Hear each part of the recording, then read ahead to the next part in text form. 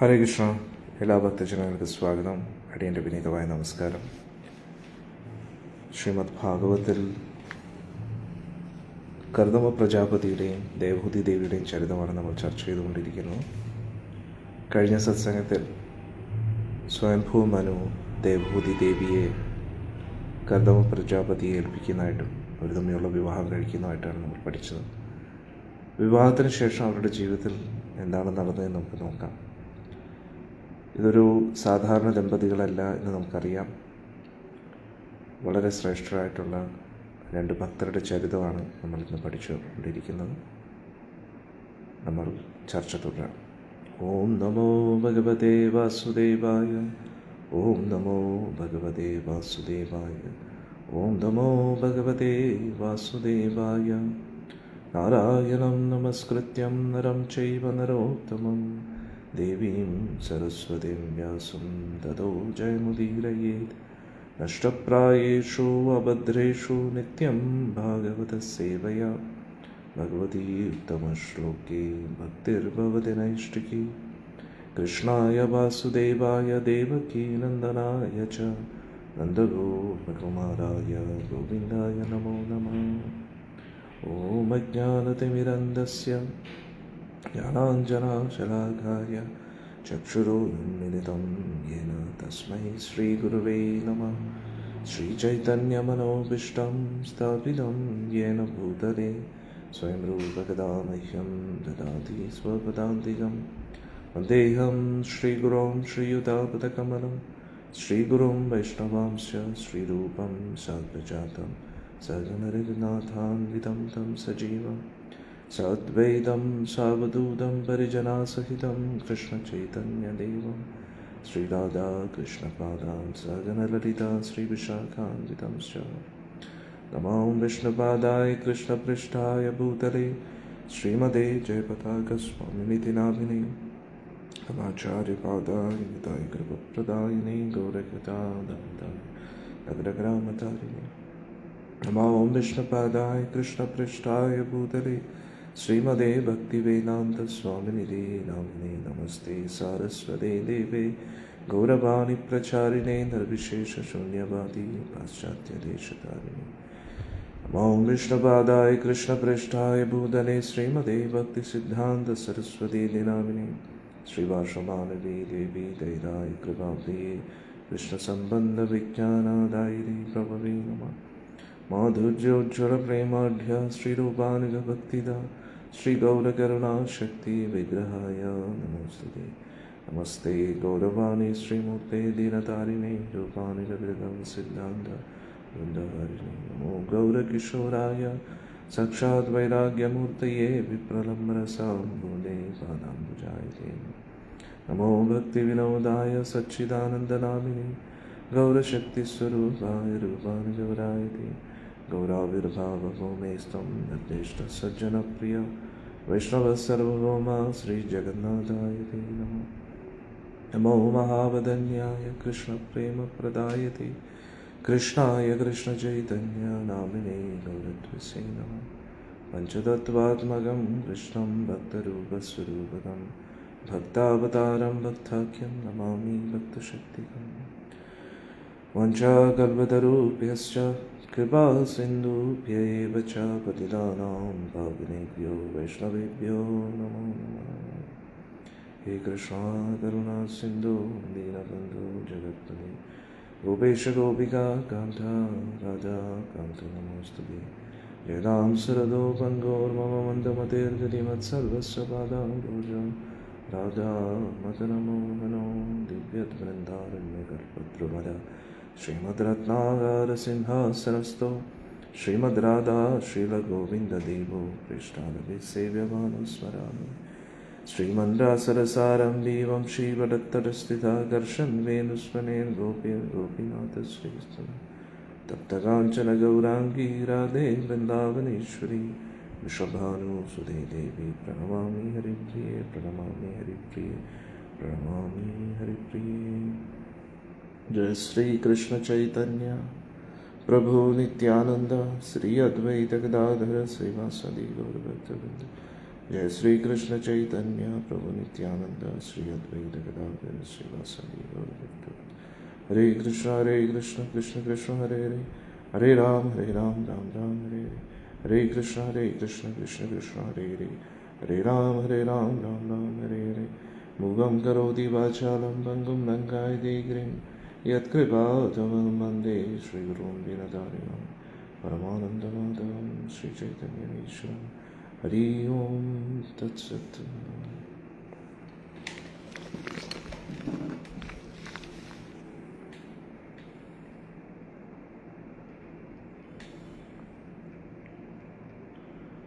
ശ്രീമദ് ഭാഗവത്തിലെ അടുത്ത അധ്യായത്തിലേക്കാണ് നമ്മൾ കിടക്കുന്നത്. 23-ാമത്തെ അധ്യായം.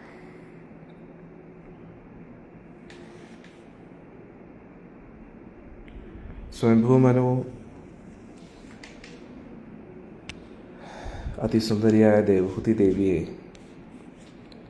വളരെ ഉത്തമ ഭക്തനായ കർദമ പ്രജാപതിയെ ഏൽപ്പിച്ചിട്ട് പോവുകയാണ്, വിവാഹം കഴിക്കുകയാണെന്ന് തന്നെ. അതിനുശേഷം എന്താണ് നടന്നതെന്ന് നമുക്ക് നോക്കാം. മൈത്രേയ ഉവാച പിതൃഭ്യാം പ്രസ്ഥിതേ സാധ്വി പതിമിംഗിത കോവിദ നിയം പര്യചരാത് പ്രീത്യ ഭവാനീവ ഭവാം പ്രഭോ. മൈത്രേയർഷി പറഞ്ഞു, സ്വയംഭൂമനവും ശതരൂപ ദേവി അവിടുന്ന് പോയതിനു ശേഷം പതിവ്രതയായ ദേവഹൂതി ദേവി കർദമ പ്രജാപതിയുടെ ഇംഗിതങ്ങളൊക്കെ മനസ്സിലാക്കി അദ്ദേഹത്തെ വളരെ സ്നേഹത്തോടു കൂടി ഒരു കാര്യത്തിന് പോലും ഒരു പോരായ്മ വരാത്ത രീതിയിൽ ഭവാനി, സാക്ഷാൽ ഭവാനി പാർവതി ദേവി എങ്ങനെയാണോ മഹാദേവൻ്റെ സേവനം ചെയ്യുന്നത് അതേപോലെ സേവനം ചെയ്യാൻ തുടങ്ങി എന്നാണ് പറയുന്നത്. ആ സേവനത്തിൻ്റെ പ്രത്യേകത ഇവിടെ പറയുന്നു അടുത്ത ശ്ലോകത്തിൽ. വിശ്രംഭേനാത്മശൗചേന ഗൗരവേന ദമേന ച ശുശ്രൂഷയാ സൗഹൃദേന വാചമാധുര്യ ചാഭോ. നമ്മൾ ഭഗവാന്റെ സേവനം എങ്ങനെയാണ് ചെയ്യേണ്ടതെന്ന് ഇവിടെ പറയുകയാണ്. അന്നേരം കർദമ പ്രജാപതിയുടെ സേവനം അതേപോലെ ദേവഹൂതി ദേവി ചെയ്യണം. വിശ്രംഭേന എന്ന് പറഞ്ഞാൽ വളരെ അടുത്ത ബന്ധത്തോടുകൂടി, അതായത് പേരിന് വേണ്ടി ചെയ്യുകയല്ല, വളരെയധികം ഉള്ളിൻ്റെ ഉള്ളിൽ നിന്ന് ആത്മാർത്ഥമായിട്ടുള്ള സ്നേഹത്തോടു കൂടി. ശൗചേന, ആ ശൗചേന എന്ന് പറഞ്ഞാൽ മനസ്സിലും അശുദ്ധമായിട്ടുള്ള ചിന്തകളില്ല, ശരീരവും ശുദ്ധമാക്കി. ഗൗരവേന എന്ന് പറഞ്ഞു കഴിഞ്ഞാൽ ഏറ്റവും കൂടുതൽ ബഹുമാനത്തോടു കൂടി. ദമേന, ഇന്ദ്രിയങ്ങളെയൊക്കെ നിയന്ത്രിച്ചുകൊണ്ട്. ശുശ്രൂഷയാ സൗഹൃദേന, സൗഹൃദത്തോടു കൂടി, സ്നേഹത്തോടു കൂടി. വാചാ മധുരയാ ചാഭോ. അന്നേരം ഒരു ഭഗവാന്റെ സേവനം നമ്മൾ എങ്ങനെ ചെയ്യണം, ഗുരുവിൻ്റെ അടുത്ത് സേവനം എങ്ങനെ ചെയ്യണം എന്നൊക്കെ നമുക്ക് ഈ ഒരു ശ്ലോകത്തിൽ നിന്ന് പഠിക്കാൻ പറ്റും. അന്നേരം ദേവഹൂതി ദേവി ഇവിടെ വിശ്രംഭേന, വളരെയധികം അടുത്തെന്ന് പറഞ്ഞു കഴിഞ്ഞാൽ ഇത് എൻ്റെ കർത്തവ്യം എന്നുള്ള രീതിയിൽ, അല്ലെങ്കിൽ ആ വ്യക്തി ആത്മാർത്ഥമായിട്ട് ഉള്ളിൻ്റെ ഉള്ളിൽ നിന്ന് ആ ഒരു സ്നേഹം ഉണ്ടായതുകൊണ്ട്, സ്നേഹത്തോടു കൂടി. അന്നേരം വിശ്രംഭേന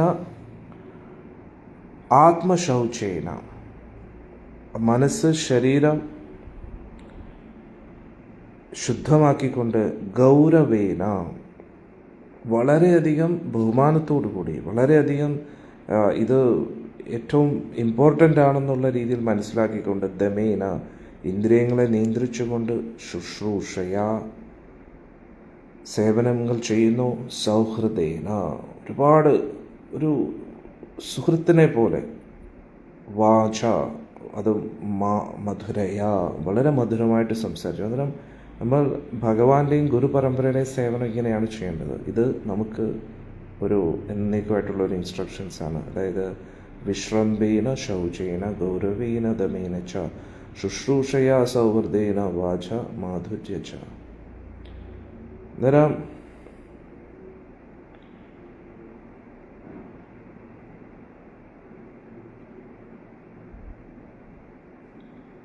അന്നേരം നല്ലൊരു സുഹൃത്തിനെ പോലെ അതേ സമയത്ത് വളരെയധികം സ്നേഹത്തോടു കൂടി ആ ബഹുമാനം ഒട്ടും മാറാത്ത രീതിയിൽ അങ്ങനെ സേവനം ചെയ്യണം. അന്നേരം സേവനത്തിൻ്റെ ഗുണങ്ങളാണ് നമ്മളിവിടെ മനസ്സിലാക്കേണ്ടത്. അന്നേരം നമ്മുടെ എല്ലാവരുടെയും നാഥൻ എന്ന് പറഞ്ഞാൽ ഭഗവാനാണ്. അന്നേരം ഭഗവാനോടുള്ള സേവനം നമ്മുടെ എങ്ങനെയായിരിക്കണം?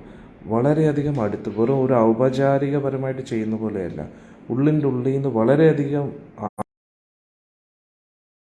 കൂടി ശുദ്ധിയോടുകൂടി ശരീരം മനസ്സ് ശുദ്ധമായിരിക്കണം.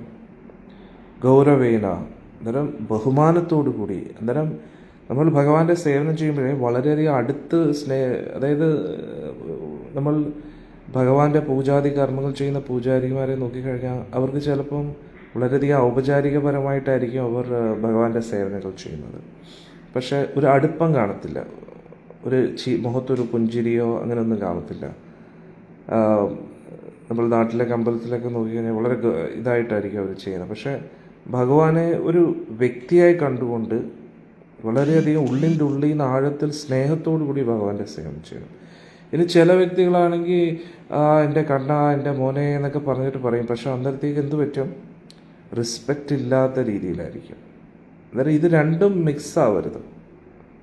അടുപ്പം വേണം, പക്ഷേ അടുപ്പത്തോടു കൂടി സ്നേഹത്തോടു കൂടി, പക്ഷെ ബഹുമാനം ഉള്ളിൽ നിന്ന് പോകാനും പാടില്ല. ബഹുമാനത്തോടു കൂടി, സ്നേഹത്തോടു കൂടി, ബഹുമാനത്തോടു കൂടി, പിന്നെ ശുദ്ധിയോടുകൂടി. ഉള്ളിൽ നല്ല ആഴത്തിൽ സ്നേഹം വേണം ഭഗവാനോട്. ശുചിത്വം പാലിക്കണം. മനസ്സിൻ്റെയും ശരീരത്തിൻ്റെയും ശുചിത്വം വളരെയധികം സീരിയസ് ആയിട്ട്, ഇത് കളിച്ചിരി തമാശയല്ല, വളരെ സീരിയസ് ആയിട്ട് നമ്മുടെ ഇന്ദ്രിയങ്ങളെയൊക്കെ നിയന്ത്രിക്കണം. അതായത് ഇന്ദ്രിയങ്ങളെന്ന് പറഞ്ഞാൽ മനസ്സ് വേറെ ദിശയിൽ പോകരുത്, കണ്ണുകളൊക്കെ അവിടെ തന്നെ നോക്കിയിരിക്കണം, വേറെ എങ്ങോട്ടും കണ്ണു പോകരുത്, വേറെ ശബ്ദങ്ങളൊന്നും കേൾക്കരുത്. അതായത് എല്ലാ ഇന്ദ്രിയങ്ങളും ഭഗവാന്റെ സേവനത്തിൽ മഗ്നമായിട്ടിരിക്കണം. അങ്ങനെ അത് സ്നേഹത്തോടു കൂടി, ബഹുമാനത്തോടു കൂടി, അതാണ് ഗൗരവേന, ഗൗരവത്തോടു കൂടി. അതാ പിന്നെ ഇന്ദ്രിയങ്ങളെ നിയന്ത്രിച്ചുകൊണ്ട് എന്താ ചെയ്യേണ്ടത്? ചുമ്മാ ഇരിക്കണം അല്ലേ? അല്ല, സേവനം ചെയ്യണം. ശുശ്രൂഷയ. അതും ആ സേവനം എങ്ങനെ ചെയ്യണം? ഒരു അടിമയെ പോലെ അല്ല കാണേണ്ട, ഒരു സുഹൃത്തിന് വേണ്ടി ചെയ്യുന്ന പോലെ, സ്വന്തം വളരെയധികം ഇഷ്ടപ്പെട്ട ഒരു വ്യക്തിക്ക് വേണ്ടി ചെയ്യുന്ന പോലെ. അന്നേരം ഭഗവാനുമായിട്ട് വളരെ അടുത്ത് നിൽക്കുന്ന ഒരു വ്യക്തി, ഭഗവാന്റെയും രാധാറാണിയുടെയും വളരെ അടുത്ത് നിൽക്കുന്ന ഒരു വ്യക്തിയെ പോലെ നമ്മൾ സേവനം ചെയ്യണം. അതാണ് വിശ്രംഭേന ശൗചേന, ശുദ്ധിയോടുകൂടി, ഗൗരവേന, വളരെയധികം സീരിയസ് ആയിട്ട്, ഒരു കളിച്ചിരി തമാശയൊന്നുമല്ല. ഇന്ദ്രിയങ്ങളെയൊക്കെ മറ്റൊരു സ്ഥലത്തും ഇന്ദ്രിയങ്ങൾ പോകാൻ പാടില്ല. ആ ഭഗവാന്റെ സേവനം ചെയ്യുമ്പോൾ അങ്ങനെ സേവനങ്ങൾ ചെയ്യണം. ഇപ്പോൾ ശുശ്രൂഷയ എന്ന വാക്ക് വരുന്നതിൻ്റെ അർത്ഥം തന്നെ എന്താണ്? കാരണം നമ്മൾ ഭഗവാനായിട്ട് വളരെ ആഴത്തിൽ നമ്മൾ ഭഗവാനെ സ്നേഹിക്കും. മനസ്സും ശരീരവും ശുദ്ധമായിരിക്കും, വളരെ സീരിയസ് ആയിരിക്കും ഭഗവാന്റെ കാര്യത്തിൽ. നമ്മൾ ഭഗവാന്റെ അടുത്ത് ഇരിക്കുമ്പോൾ വേറൊന്നും ശ്രദ്ധിക്കാതെ, വേറൊന്നിലോട്ട് നമ്മുടെ ശ്രദ്ധ പോകുന്നില്ല, പക്ഷെ സേവനം ചെയ്യുന്നില്ല. അന്നേരം സേവനം ചെയ്യുമ്പോൾ അപ്പോഴാണ്, അതായത് ഭഗവാന്റെ തൃപ്പാദങ്ങളിൽ പൂക്കൾ അർപ്പിക്കുന്നു, ആരതി ചെയ്യുന്നു, ഭഗവാന്റെ നിവേദ്യം സമർപ്പിക്കുന്നു. അന്നേരം ആ സേവനം വരണം. അന്നേരം വളരെ ഉള്ളിൻ്റെ ഉള്ളിൽ നിന്ന് ഭഗവാനായിട്ട് വളരെ അടുക്കണം. അതേ സമയത്ത് ഒരു ശുദ്ധി പാലിക്കണം, മനസ്സിൻ്റെയും ശരീരത്തിൻ്റെയും ശുദ്ധി. പിന്നെ വളരെയധികം സീരിയസ് ആയിട്ട് ഇന്ദ്രിയങ്ങളെ നിയന്ത്രിച്ചുകൊണ്ട് സേവനം ചെയ്യണം. ഒരു സുഹൃത്തിനെ പോലെ സേവനം ചെയ്യണം, സൗഹൃദേന. ഇനി വാച മധുരയ, സംസാരിക്കുന്നത് വളരെ മധുരമായിട്ടായിരിക്കണം എന്ന് പറയുന്നു. അന്നേരം ഇങ്ങനെയായിരുന്നു ദേവഹൂതി ദേവി ആരുടെ സേവനം ചെയ്തത്? വിദുരരുടെ സേവനം കർദമ പ്രജാപതിയുടെ സേവനം ചെയ്തെന്ന് പറയുന്നു. വിസൃജ്യ കാമം ദംഭം ച ദ്വേഷം ലോഭം മഗം മദം അപ്രമത്തോദ്യതാ നിത്യം തേജിയാംശം മദോഷയത്. വിസൃജ്യ കാമം, ഉള്ളിലുള്ള കാമാസക്തികളെല്ലാം മാറ്റി ദമ്പം. ഇത് ഒരു സേവനം, ഭഗവാന്റെ സേവനം എങ്ങനെയായിരിക്കണം, അതിൻ്റെ തുടർച്ചയാണ്. അന്നേരം വിസൃജ്യ കാമം, എല്ലാ തരത്തിലുള്ള ഭൗതിക ആഗ്രഹങ്ങളെ ഉപേക്ഷിച്ചുകൊണ്ട് ദമ്പം ച, അഹങ്കാരത്തെ മാറ്റിവെച്ച് ദ്വേഷം. ഇന്നലെയും നമ്മൾ ഒരു ഷോർട്ട് വീഡിയോ വന്നു, ദ്വേഷം എന്താണ്. അന്നേരം ദ്വേഷത്തിന് ഇവിടെ രണ്ടാമത് ഒരു അർത്ഥമുണ്ട്, അസൂയ. ഒരു അസൂയ തോന്നില്ല, ഒരു ഫ്രസ്ട്രേഷൻ ഇല്ല, ലോഭം, അത്യാഗ്രഹമില്ല, അഹം, പാപപ്രവൃത്തികൾ ചെയ്യാനുള്ള പ്രവണതയില്ല, അഹം മതം, അന്നേരം ഒരു ബോധമില്ലാതിരിക്കുന്നില്ല. ഇനി അപ്രമത്ത എന്ന് പറഞ്ഞു കഴിഞ്ഞാൽ വളരെ ബുദ്ധിപരമായിട്ടുള്ള അപ്രമത്തോധ്യത, നിത്യം അലേർട്ടായിട്ടിരിക്കും. എവിടെയോ നോക്കി എന്തൊക്കെയോ ചെയ്തുകൊണ്ടിരിക്കുകയല്ല. അപ്രമത്തോധ്യത നിത്യം, എപ്പോഴും ഇങ്ങനെ തന്നെയായിരിക്കണം, എപ്പോഴും ഇങ്ങനെ ഫോക്കസ് ചെയ്തിരിക്കും. തേജിയാംശം എന്ന് പറഞ്ഞാൽ ദേവഹൂതി ദേവിയുടെ അതിശക്തനായിട്ടുള്ള ആ ഭർത്താവിനെ ദേവി എങ്ങനെ സേവനം ചെയ്തു, അതോഷയാത്, അങ്ങനെ അദ്ദേഹത്തെ സന്തോഷിപ്പിച്ചു എന്ന് പറഞ്ഞു. അന്നേരം വളരെ അലർട്ടായിട്ട്, വളരെ ബുദ്ധിപരമായിട്ട്, ഒരു മണ്ടത്തരവും കാണിക്കാതെ, വളരെ ഫോക്കസ് ചെയ്തിട്ട് എല്ലാ തരത്തിലുള്ള ഉള്ളിലുള്ള കാമം, അഹങ്കാരം, ദ്വേഷം, ആർത്തി, പാപപ്രവണതകൾ, മണ്ടത്തരങ്ങൾ കാണിക്കാനുള്ള പ്രവണതകൾ, ഇതെല്ലാം മാറ്റി വളരെ ഫോക്കസ് ചെയ്ത് സേവിച്ചു. അന്നേരം ഒന്ന് ആലോചിച്ചു, ദേവഹൂതി ദേവി. അന്നേരം നമ്മൾ മനസ്സിലാക്കേണ്ട, ഇത്രയും ശ്രേഷ്ഠ ഭക്തയായ ദേവഹൂതി ദേവിയുടെ ഉള്ളിലും ഇങ്ങനെയുള്ള പ്രവണതകൾ ഉണ്ടെന്നാണ് നമ്മൾ മനസ്സിലാക്കേണ്ടത്. അന്നേരം പരിശുദ്ധ ഭക്തരുടെ ഉള്ളിലും ബദ്ധ ഭക്തരുടെ ഉള്ളിലും ഈ ഒരു ദുർഗുണങ്ങളൊക്കെ ഉണ്ട്. പക്ഷേ നമ്മളും അവരുമായിട്ടുള്ള വ്യത്യാസം എന്താണ്? നമ്മൾ അതിനെ മനസ്സിലാക്കുന്നില്ല, നമ്മൾ അതിനെ നിയന്ത്രിക്കുന്നില്ല. പക്ഷെ പരിശുദ്ധ ഭക്തരെങ്ങനെയാണ്? അതവർ അതിനെ നിയന്ത്രിക്കുന്നു. എന്നാൽ ഈ പ്രവണതകളെ നമ്മൾ എങ്ങനെ നിയന്ത്രിക്കുന്നോ അതിനനുസരിച്ച് നമുക്ക് ഭക്തിയിൽ പുരോഗമിക്കാൻ പറ്റും. എന്നാൽ ഇത് വളരെ ഇമ്പോർട്ടൻ്റ് ആണ്. ഇപ്പോൾ ഈ 2 ശ്ലോകങ്ങളില്ലേ, ഇപ്പോൾ ഉദാഹരണത്തിന് നമുക്ക് ഒന്നും കൂടെ അത് പഠിക്കാം. കാരണം നമ്മൾ ഭഗവാന്റെ സേവനം ചെയ്യുമ്പോൾ എത്രത്തോളം നമ്മൾ സീരിയസ് ആയിരിക്കണം എന്ന് നമ്മൾ മനസ്സിലാക്കണം. ഇപ്പോൾ വിശ്രംഭേന എന്ന് പറഞ്ഞു കഴിഞ്ഞാൽ വളരെ അടുപ്പത്തോടു കൂടി എന്ന് പറഞ്ഞു കഴിഞ്ഞാൽ ഭഗവാനായിട്ട് വളരെ ക്ലോസ് ആവണം. എങ്ങനെ? ഇപ്പോൾ നമ്മൾ പേരിന് വേണ്ടി ഭഗവാൻ കൃഷ്ണൻ്റെ ഒരു രൂപം വീട്ടിൽ വെച്ചിരിക്കുന്നു, ഭഗവാനായിട്ട് ഒരു അടുപ്പമില്ല, ഒരു ഷോ പീസായിട്ട് വെച്ചിരിക്കുന്നു. അന്നേരം അവിടെ ആ വിശ്രംഭേന വരുന്നില്ല. വിശ്രംഭേന വരുമ്പോൾ എന്താണ്? ആ ഭഗവാനെ ഒരു വ്യക്തിയായിട്ട് നമ്മൾ കാണണം. വ്യക്തിയായിട്ട് കാണുമ്പോഴല്ലേ അടുപ്പം തോന്നും നമുക്ക്, അല്ലേ? അന്നേരം ഭഗവാനെക്കുറിച്ച് കൂടുതൽ അറിയണം, ഭഗവാനെ കൂടുതൽ സ്നേഹിക്കണം. അന്നേരം വിശ്രംഭേന എന്ന് പറഞ്ഞാൽ സ്നേഹം എന്ന് വേണമെങ്കിൽ നമുക്ക് പറയാം. വളരെയധികം നമ്മുടെ വളരെ ഉള്ളിൻ്റെ ഉള്ളിൽ നിന്ന് ഭഗവാനോട് വളരെ ഒരു സ്നേഹം വേണം. ഇനി ആത്മശൗചേന, മനസ്സ് ശുദ്ധമായിരിക്കണം. മനസ്സിൽ അശുദ്ധമായിട്ടുള്ള ചിന്തകൾ പാടില്ല. അശുദ്ധമായിട്ടുള്ള ചിന്തകൾ എന്ന് പറഞ്ഞാൽ എന്താ? ഭഗവാൻ ഇഷ്ടമല്ലാത്ത കാര്യങ്ങൾ ചിന്തിക്കാൻ പാടില്ല. മറ്റുള്ളവരെക്കുറിച്ചോ ഇതേക്കുറിച്ചോ, ഭഗവാനെക്കുറിച്ച് മാത്രം ചിന്തിക്കുക. അങ്ങനെയാണ് മനസ്സ് ശുദ്ധമാവുന്നത്. ഇനി ശരീരശുദ്ധി, കുളിക്കണം, അല്ലേ? കുളിച്ച് ശുദ്ധമായിട്ടിരിക്കണം. നമ്മുടെ ശരീരം മലിനമായിട്ടിരിക്കുകയാണെങ്കിൽ അത് അശുദ്ധിയാണ്. അതുകൊണ്ട് കുളിച്ച് ശുദ്ധമായിട്ടിരിക്കണം, ശരീരവും മനസ്സും. ഇത് 2 ഇമ്പോർട്ടൻ്റ് ആണ്. ഭഗവാനെ ഏറ്റവും ഇമ്പോർട്ടൻ്റ് ആയിട്ട് ആദ്യം പറയാം, ശുദ്ധിയെക്കാട്ടി ഏറ്റവും ഇമ്പോർട്ടൻ്റ് ആയിട്ട് ആദ്യം പറയുന്നത് എന്താണ്? ഭഗവാനായിട്ട് ഉള്ളിൻ്റെ ഉള്ളിൽ നിന്നൊരു അടുപ്പം. വിശ്രംഭേന. എല്ലാവരും ഇത് നോട്ട് ചെയ്ത് വെക്കണം കേട്ടോ. ഞാൻ ഇന്നലെയും പറഞ്ഞിരുന്നു, നമ്മുടെ സത്സംഗം എല്ലാവരും നോട്ട്സ് എഴുതി ഗ്രൂപ്പ്സിലിടണം. അതുകൊണ്ട് എല്ലാവർക്കും ഒരു പാഠം. ഇതൊന്നും നമ്മളിങ്ങനെ പറഞ്ഞ് എന്തോ ഇങ്ങനെ ഒരു വ്ളോഗ് പോലെ ഇങ്ങനെ വീഡിയോസ് ഇറക്കുന്നതല്ലല്ലോ, അല്ലേ? എനിക്കും നമുക്ക് എല്ലാവർക്കും ഭക്തിയിൽ പുരോഗമിക്കാൻ വേണ്ടിയാണ്. കാരണം ഭക്തിയിലുള്ള പുരോഗതി അത് ഒരിക്കലും തീരുന്നില്ല, അത് ഇങ്ങനെ പോയിക്കൊണ്ടിരിക്കണം.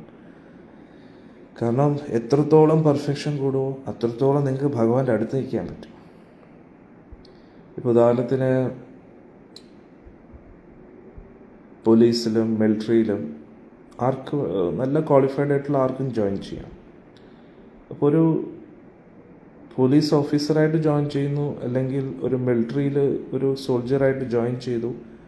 പക്ഷേ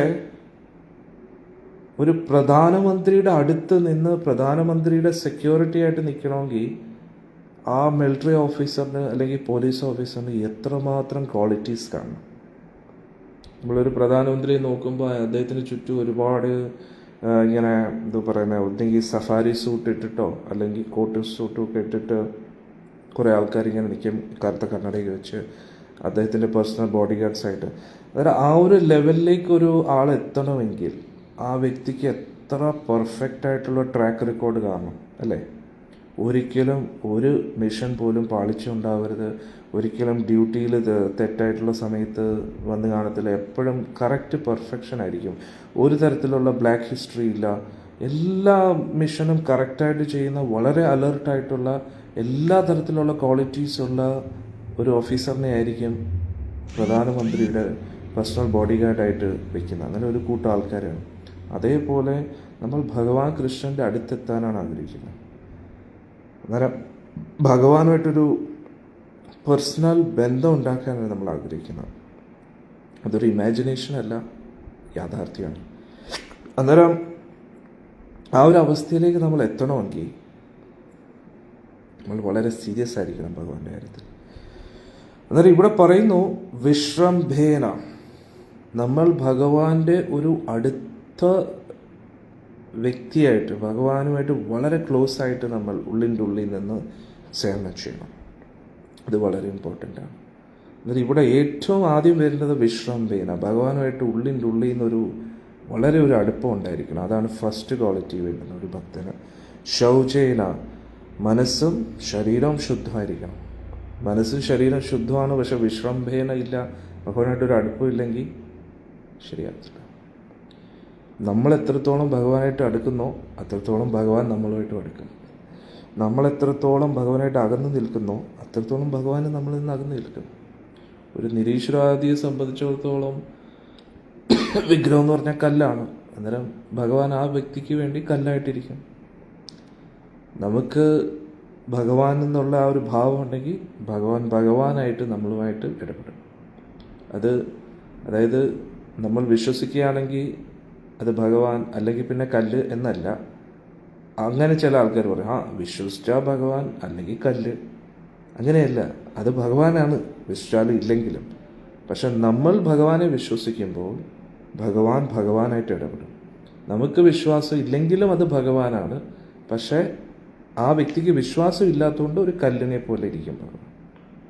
അതാണ് മനസ്സിലാക്കേണ്ടത്.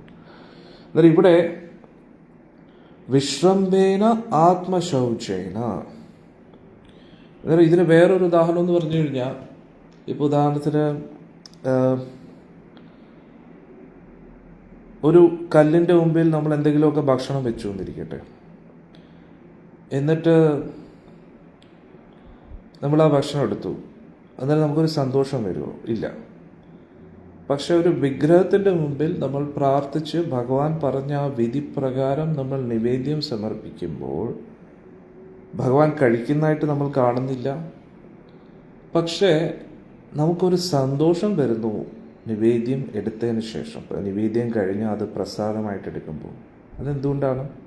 കാരണം അതായത് നമ്മുടെ കൺമുന്നിൽ ഒരു വ്യക്തി കഴിച്ചു കഴിഞ്ഞാൽ നമുക്ക് എന്ത് സന്തോഷമാണ് തോന്നുന്നത്. നമ്മൾ ആ വ്യക്തി കഴിക്കുന്നതായിട്ട് കണ്ടില്ലെങ്കിലും, അതായത് ഭഗവാന്റെ കാര്യത്തിൽ ഞാൻ പറയുകയാണ്, നമ്മുടെ കൺമുന്നിൽ ഒരു വ്യക്തി ഭക്ഷണം കഴിച്ച് വളരെ നന്നായിരുന്നു എന്ന് പറയുമ്പോൾ നമുക്കൊരു സന്തോഷം കിട്ടുന്ന അതേ സന്തോഷം ഭഗവാന് ആത്മാർത്ഥമായിട്ടൊരു നിവേദ്യം സമർപ്പിച്ചിട്ട് നമ്മൾ എടുക്കുമ്പോൾ അത് കിട്ടും. സത്യമല്ലേ? അന്നേരം അതാണ് നമ്മൾ അതിനെയാണ് ഭഗവാൻ നമ്മളുമായിട്ട് ഇടപെടുന്നു എന്ന് നമുക്ക് മനസ്സിലാക്കാൻ പറ്റുന്നത്. അതായത് നമ്മൾ എത്രത്തോളം ആത്മാർത്ഥമായിട്ട് ഭഗവാന് വേണ്ടി സേവനങ്ങൾ സമർപ്പിക്കുന്നോ, ഭഗവാന്റെ ആക്ഷൻ അല്ലെങ്കിൽ ഭഗവാന്റെ ചലനങ്ങൾ നമുക്ക് കാണാൻ പറ്റത്തില്ല. ഭഗവാന്റെ വാക്കുകൾ നമുക്ക് ചിലപ്പോഴല്ല കേൾക്കാൻ പറ്റത്തില്ല. ഭഗവാന്റെ അനുഗ്രഹം ഉണ്ടെങ്കിലേ കേൾക്കാൻ പറ്റൂ. പക്ഷെ ഇതൊന്നും അല്ലെങ്കിലും ഭഗവാൻ നമ്മളിൽ ഹാപ്പിയാണ് എന്നുള്ളൊരു പ്രതീതി നമുക്ക് കിട്ടാറുണ്ട്. അതാണ് നമ്മൾ മനസ്സിലാക്കുന്നത്. അതിൻ്റെ അർത്ഥം എന്താ? ഭഗവാൻ ഉണ്ട്. അതാണ് നമ്മൾ പറയുന്നത്. അതായത് നമ്മുടെ കൺമുന്നിൽ വെച്ച് അന്നേരം നമ്മൾ ഒരാളോടൊരു കാര്യം സംസാരിക്കുമ്പോൾ ആ വ്യക്തി കേട്ടു എന്ന് നമുക്ക് ബോധ്യപ്പെടുമ്പോൾ നമുക്കൊരു സമാധാനം കിട്ടത്തില്ലേ? അതേ സമാധാനം ഭഗവാനോടൊരു കാര്യം പറയുമ്പോൾ നമുക്ക് തോന്നാറുണ്ട്. തോന്നിയിട്ടില്ലേ? തോന്നാറുണ്ട്. അതുകൊണ്ടാണ് നമ്മൾ മനസ്സിലാക്കേണ്ടത്, ഇപ്പോഴത്തെ ആ ബിഗിനിങ് ലെവലിൽ ഭഗവാനുമായിട്ട് അത്രയും നമുക്ക് ഇടപെടാൻ കഴിയും. പക്ഷെ നമ്മൾ എത്രത്തോളം ഭക്തിയിൽ പുരോഗമിക്കുന്നോ ഭഗവാൻ കൂടുതൽ കൂടുതൽ നമ്മളുമായിട്ട് ഇടപെടും. എന്നിട്ട് ഇതൊരു ഇമാജിനേഷൻ അല്ല എന്നതിൻ്റെ ഏറ്റവും വലിയ തെളിവാണിത്. കാരണം ഇതേപോലെ നമ്മളൊരു കല്ലിനോട് സംസാരിച്ചു നോക്കും, കല്ലിനോട് പറഞ്ഞു നോക്കും വിഷമങ്ങളൊക്കെ, നമുക്ക് ഇതേപോലെ ഒരു ഫീലിംഗ് കിട്ടത്തില്ല. ഇനി ആ കല്ലിനെയും ഭഗവാൻ കൃഷ്ണനായിട്ട് സങ്കല്പിച്ച് പറയുമ്പോൾ അതിൽ നിന്നും നമുക്ക് ചിലപ്പോൾ ഇടപെടലുകൾ കിട്ടും. കാരണം ഈ പ്രപഞ്ചത്തിൽ സർവ്വചരാചരങ്ങളിലും ഭഗവാൻ നിറഞ്ഞു നിൽക്കുകയാണ്. അന്നേരം ഏതൊരു വസ്തുവിനെ നോക്കി കൃഷ്ണ എന്ന് പറഞ്ഞിട്ട് നമ്മൾ അത് സംസാരിച്ചു കഴിഞ്ഞാൽ അവിടെ കൃഷ്ണ എത്തും എന്നുള്ളതാണ്. അത്രയ്ക്ക് ഭഗവാൻ പവർഫുൾ ആണെന്നാണ് നമ്മൾ മനസ്സിലാക്കേണ്ടത്. ഇപ്പോൾ ഇവിടെ ഒരു ടൈലിരിക്കുന്നു അല്ലേ, ഇതിൽ ഭഗവാനായിട്ട് ഒരു ബന്ധമില്ല എന്ന് നമുക്ക് കരുതാം. പക്ഷെ ഈ ചിത്രത്തെ നോക്കി ഇത് കൃഷ്ണനാണെന്ന് നമ്മൾ സങ്കല്പിച്ച് കൃഷ്ണനോട് സംസാരിക്കുന്ന ഇതിൽ കൃഷ്ണൻ വരും. വേറെ ആർക്കും ഇങ്ങനെ ചെയ്യാൻ കഴിയില്ല. അതുകൊണ്ട് ഭഗവാൻ വളരെയധികം പവർഫുൾ ആണെന്ന് നമ്മൾ മനസ്സിലാക്കുക.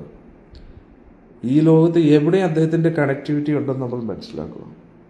അന്നേരം അദ്ദേഹം ഒരു ജഡവസ്തുവല്ല, he's the most powerful person എന്നാണ് നമ്മൾ മനസ്സിലാക്കേണ്ടത്. അപ്പോൾ അന്നേരം ഭഗവാന്റെ വിഗ്രഹം നമ്മുടെ കൂട്ടത്തിലുണ്ടെങ്കിൽ നമ്മൾ എന്തുമാത്രം ഭഗവാനായിട്ട് അടുക്കണമെന്നാണ് നമ്മൾ ചിന്തിക്കേണ്ടത്. പല വ്യക്തികളും ഭഗവാൻ കൃഷ്ണൻ്റെ സുന്ദരമായിട്ടുള്ള വിഗ്രഹത്തെ കണ്ണാടി കൂട്ടിൽ ഒതുക്കി അങ്ങ് വയ്ക്കും, ഷോ പീസാക്കിയിട്ട് വയ്ക്കും, പല പല ഷോ പീസുകളുടെ ഇടയിൽ ഭഗവാൻ ഇങ്ങനെ വയ്ക്കും. അത് ശരിയല്ല. ശരി, നമ്മുടെ ഈ ഒരുപാട് പല പല ഗിഫ്റ്റുകളൊക്കെ വന്നു കാണാം, അതുകൊണ്ടായിരിക്കും വെക്കുന്നത്. പക്ഷെ എന്നാലും ഭഗവാൻ കൃഷ്ണൻ്റെ ഒരു ഇതെന്ന് പറഞ്ഞു കഴിഞ്ഞാൽ നമ്മളൊരു ശ്രദ്ധ വയ്ക്കണം. അത് ഓക്കെ, നമ്മുടെ ചിത്രങ്ങളൊക്കെ പലത് കിട്ടും, നമ്മൾ ഭിത്തികളിലൊക്കെ ഇങ്ങനെ തൂക്കിയിടും, അത് ഭഗവാനെ കാണാനും ഒക്കെ, അതൊക്കെ കുഴപ്പമില്ല. പക്ഷെ എന്നാലും ഭഗവാന്റെ ഒരു വിഗ്രഹം എന്ന് പറഞ്ഞു കഴിഞ്ഞാൽ നമ്മൾ എപ്പോഴും അത് മെയിൻ സ്ഥലത്ത് തന്നെ വയ്ക്കണം. എന്നിട്ട് വിഗ്രഹം എന്ന് പറഞ്ഞു കഴിഞ്ഞാൽ ആ ഒരു എന്താ പറയുന്നത്, കൊത്തിയെടുത്ത ആ ഒരു രൂപം, ഇത് ആചാര്യന്മാർ പറയുന്ന ഭഗവാന്റെ ചിത്രമാണെങ്കിലും ഭഗവാന്റെ വിഗ്രഹമാണെങ്കിലും എല്ലാം ഒരേപോലെ പവർഫുള്ളാണ്. വിഗ്രഹം പല രീതിയിലും ഉണ്ടാക്കാൻ പറ്റും. വിഗ്രഹം എന്ന് പറഞ്ഞാൽ മണ്ണ് വെച്ചുണ്ടാക്കിയത് വിഗ്രഹമാണ്, മെറ്റൽ വെച്ചുണ്ടാക്കിയത് വിഗ്രഹമാണ്, തടി വെച്ചുണ്ടാക്കിയത് വിഗ്രഹമാണ്. ഇതെല്ലാം വിഗ്രഹമാണ്. മനസ്സിൽ ഭഗവാന്റെ രൂപം തെളിയുന്നതും വിഗ്രഹമാണെന്ന് പറയുന്നു. മനസ്സിലായില്ലേ? അപ്പോൾ ഒന്ന് ആലോചിച്ച് നോക്കൂ, ഈ ടൈലിൽ പോലും നമ്മൾ ഭഗവാനുമായിട്ട് ബന്ധമില്ലെന്ന് തോന്നുന്നുണ്ടെങ്കിലും ഈ ടൈലിനെ നോക്കി ഇത് കൃഷ്ണനാണെന്ന് സങ്കല്പിച്ചു കഴിഞ്ഞാൽ അവിടെ ഭഗവാൻ എത്തുന്നില്ല.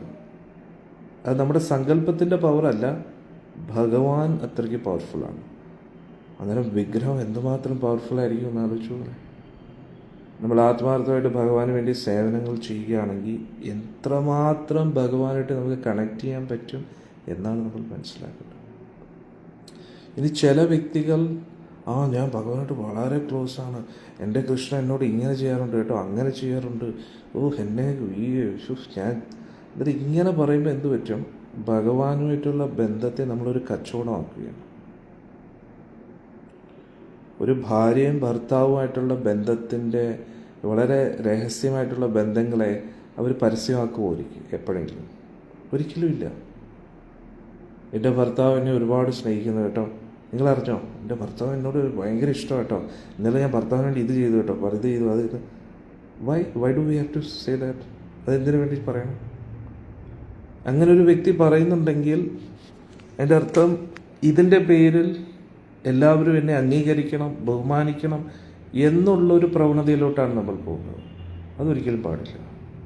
പക്ഷെ ഇന്ന് നമുക്ക് കൂടുതലും അങ്ങനെയുള്ള വ്യക്തികളെയാണ് കാണാൻ പറ്റുന്നത്. അതായത് ഗുരുവായൂരപ്പ എനിക്ക് വേണ്ടി ഇത് ചെയ്തു, ഗുരുവായൂരപ്പ എനിക്ക് വേണ്ടി അത് ചെയ്തു, എൻ്റെ ജീവിതത്തിൽ ഇങ്ങനെ ഒരു അത്ഭുതം നടന്നു, അങ്ങനെ ഒരു അത്ഭുതം നടന്നു. അതൊന്നും അത്ഭുതമായിട്ട് നമ്മൾ കാണേണ്ട ആവശ്യമില്ല. കാരണം അത്ഭുതം എന്ന് തോന്നിക്കഴിഞ്ഞാൽ നമുക്ക് വിശ്വാസം ഇല്ലാത്ത എന്തോ നടന്നപ്പോഴാണ് അത്ഭുതം എന്ന് തോന്നുന്നത്, അല്ലേ? ഇപ്പോൾ ഭഗവാൻ ഗോവർദ്ധന പർവ്വതം ഉയർത്തിയപ്പോൾ ശുകദേവ ഗോസ്വാമി പറയുകയാണ്, ഇതിൽ വലിയ അത്ഭുതമൊന്നുമില്ല, ഭഗവാൻ വരാഹസ്വാമിയുടെ ഭൂമണ്ഡലം തന്നെ പൊക്കിയ ആളാണ്, ഇതിൽ വലിയ അത്ഭുതപ്പെടേണ്ട കാര്യമൊന്നും ഇല്ലെന്ന് പറയുന്നു. അന്നേരം നമ്മൾ അത്ഭുതപ്പെടുന്നതിൻ്റെ അർത്ഥം എന്താ? ഭഗവാനിൽ വിശ്വാസം ഇല്ല എന്നതാണ്. കാരണം ഇത് ഭഗവാനെ കൊണ്ട് ഭഗവാനെ കൊണ്ട് ചെയ്യാൻ പറ്റും എന്നുള്ള വിശ്വാസം ഇല്ലാതിരിക്കുമ്പോൾ ഭഗവാൻ എന്തോ ചെയ്തപ്പോഴത്തേക്ക് അയ്യോ ഇങ്ങനെ സംഭവിച്ചേട്ടോ, എനിക്ക് പായസം കിട്ടാതിരുന്നപ്പോൾ ഞാൻ ഇങ്ങനെ വിഷമിച്ചിരുന്നപ്പോൾ ഭഗവാൻ പായസം കൊണ്ടുവന്നു. ഭഗവാൻ അത്രയും ബുദ്ധിമുട്ടുള്ള കാര്യമാണ് അതൊക്കെ. എന്നിട്ട് ഭഗവാൻ ഒരു കാര്യം ചെയ്യുന്നത് പല രീതിയിലായിരിക്കും. നമ്മൾ ഭഗവാനായിട്ട് വളരെ ക്ലോസ് ആണെന്ന് മറ്റുള്ളവരെ ധരിപ്പിക്കാൻ ദയവീത് പോകരുത്. അത് വളരെ ചീപ്പായിരിക്കും, നാണം കെട്ട പരിപാടിയാണ്, പ്രത്യേകിച്ച് ഭക്തരെ സംബന്ധിച്ചിടത്തോളം. ഇപ്പോൾ ഉദാഹരണത്തിന് ഗുരുവായൂർ തിരുസന്നിധിയിലെത്തി നമുക്ക് പായസം കിട്ടിയില്ല, അപ്പം വേറൊരാൾ വന്നിട്ട് പായസം തന്നു, പിന്നെ ആ വ്യക്തി എങ്ങോട്ട് പോയെന്ന് എനിക്ക് അറിഞ്ഞൂടാ കേട്ടോ. അത് ഉറപ്പായിട്ടും ഗുരുവായൂരപ്പനായിരിക്കും.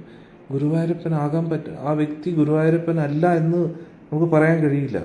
പക്ഷെ അത് ആണെന്ന് അവകാശപ്പെടുത്തി നമ്മൾ എന്തിനാണ് നമ്മളെ പൊക്കാൻ നടക്കുന്നത്? നമ്മളുമായിട്ട് ഭഗവാൻ ഭയങ്കര അടുപ്പത്തിലാണെന്ന് മറ്റുള്ളവരെ ബോധ്യപ്പെടുത്തുന്നത് എന്തിനാണ്? ഭഗവാന് വരാൻ പറ്റും, തീർച്ചയായിട്ടും. ഭഗവാൻ ഏത് രൂപം എടുത്തുള്ളേ? ഒരു ടൈലിൽ നിന്ന് വരാൻ പറ്റും. പിന്നെ ഭഗവാൻ എവിടുന്നാണ് വരാൻ പറ്റാത്തത്? പക്ഷേ ഇനി അതേ സമയത്ത് അവിടെ വേറൊരു വ്യക്തിയുടെ കയ്യിൽ ഞാൻ എന്തിനാ ഇതൊക്കെ സിമ്പിളായിട്ട് നമ്മൾ വിചാരിക്കും, പക്ഷേ നമ്മളെ ഭഗവാനിൽ നിന്ന് അകറ്റുന്ന ചെറിയ ചെറിയ കാര്യങ്ങളാണിത്. കാരണം നമ്മൾ വലിയ ഭക്തരാണെന്ന് ചിന്തിച്ചു കഴിഞ്ഞാൽ യഥാർത്ഥ ഭക്തരാവാൻ നമുക്ക് കഴിയില്ല. ഒരു കൊച്ചുകുട്ടി സ്റ്റെത്തസ്കോപ്പും അതൊക്കെ വെച്ചിട്ട് ഞാൻ ഡോക്ടറാണെന്ന് പറഞ്ഞ് ഇങ്ങനെ അഭിനയിക്കുകയാണ്. പക്ഷെ അങ്ങനെ ജീവിതകാലം മുഴുവൻ അഭിനയിച്ചുകൊണ്ടിരുന്ന ഡോക്ടറാവും ഇല്ല. ആ വെള്ള കോട്ടും ആ സ്റ്റെത്തസ്കോപ്പും ഇട്ടത് കൊണ്ട് നമ്മൾ ഡോക്ടർ ആവുന്നില്ലല്ലോ. വളരെ ഡീപ്പായിട്ട് പഠിച്ച് 10ാം ക്ലാസ് പാസ്സാവണം, 12ാം ക്ലാസ് പാസ്സാവണം, പിന്നെ ഗ്രാജുവേഷൻ. മനസ്സിലായില്ലേ? അതെല്ലാം പിന്നെ ആ സ്പെഷ്യലൈസേഷൻ അതൊക്കെ ചെയ്യുമ്പോൾ ഒരു ഭക്തപതി നമുക്ക് വേണ്ടി ചെയ്തല്ലോ എന്ന് ഓർക്കുമ്പോൾ അത്ഭുതമാണ് ഗുരുദേവ്. അത്ഭുതമല്ല, അവിടെ ഭഗവാന്റെ കാരുണ്യം ഓർത്ത് നമ്മൾ വിഷമിക്കുകയാണ് വേണ്ടത്. അത് അത്ഭുതമായിട്ട് നമ്മൾ കാണരുത്. അത്ഭുതമായിട്ട് കാണുമ്പോൾ ഉടനെ നമ്മൾ പറയും, ഇത് കണ്ടോ, ഇങ്ങനെ സംഭവിച്ചു, അങ്ങനെ സംഭവിച്ചു. അത് നമ്മളൊരു അംഗീകാരം തേടുകയാണ്.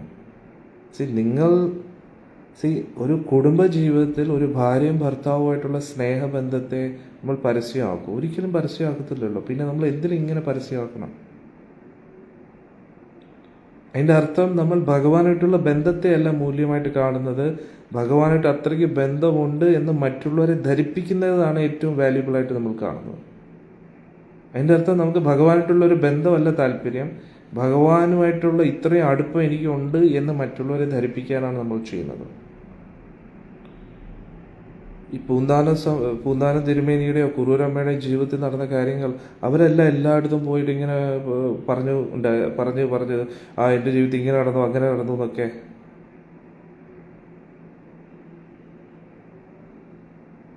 മനസ്സിലായില്ലേ?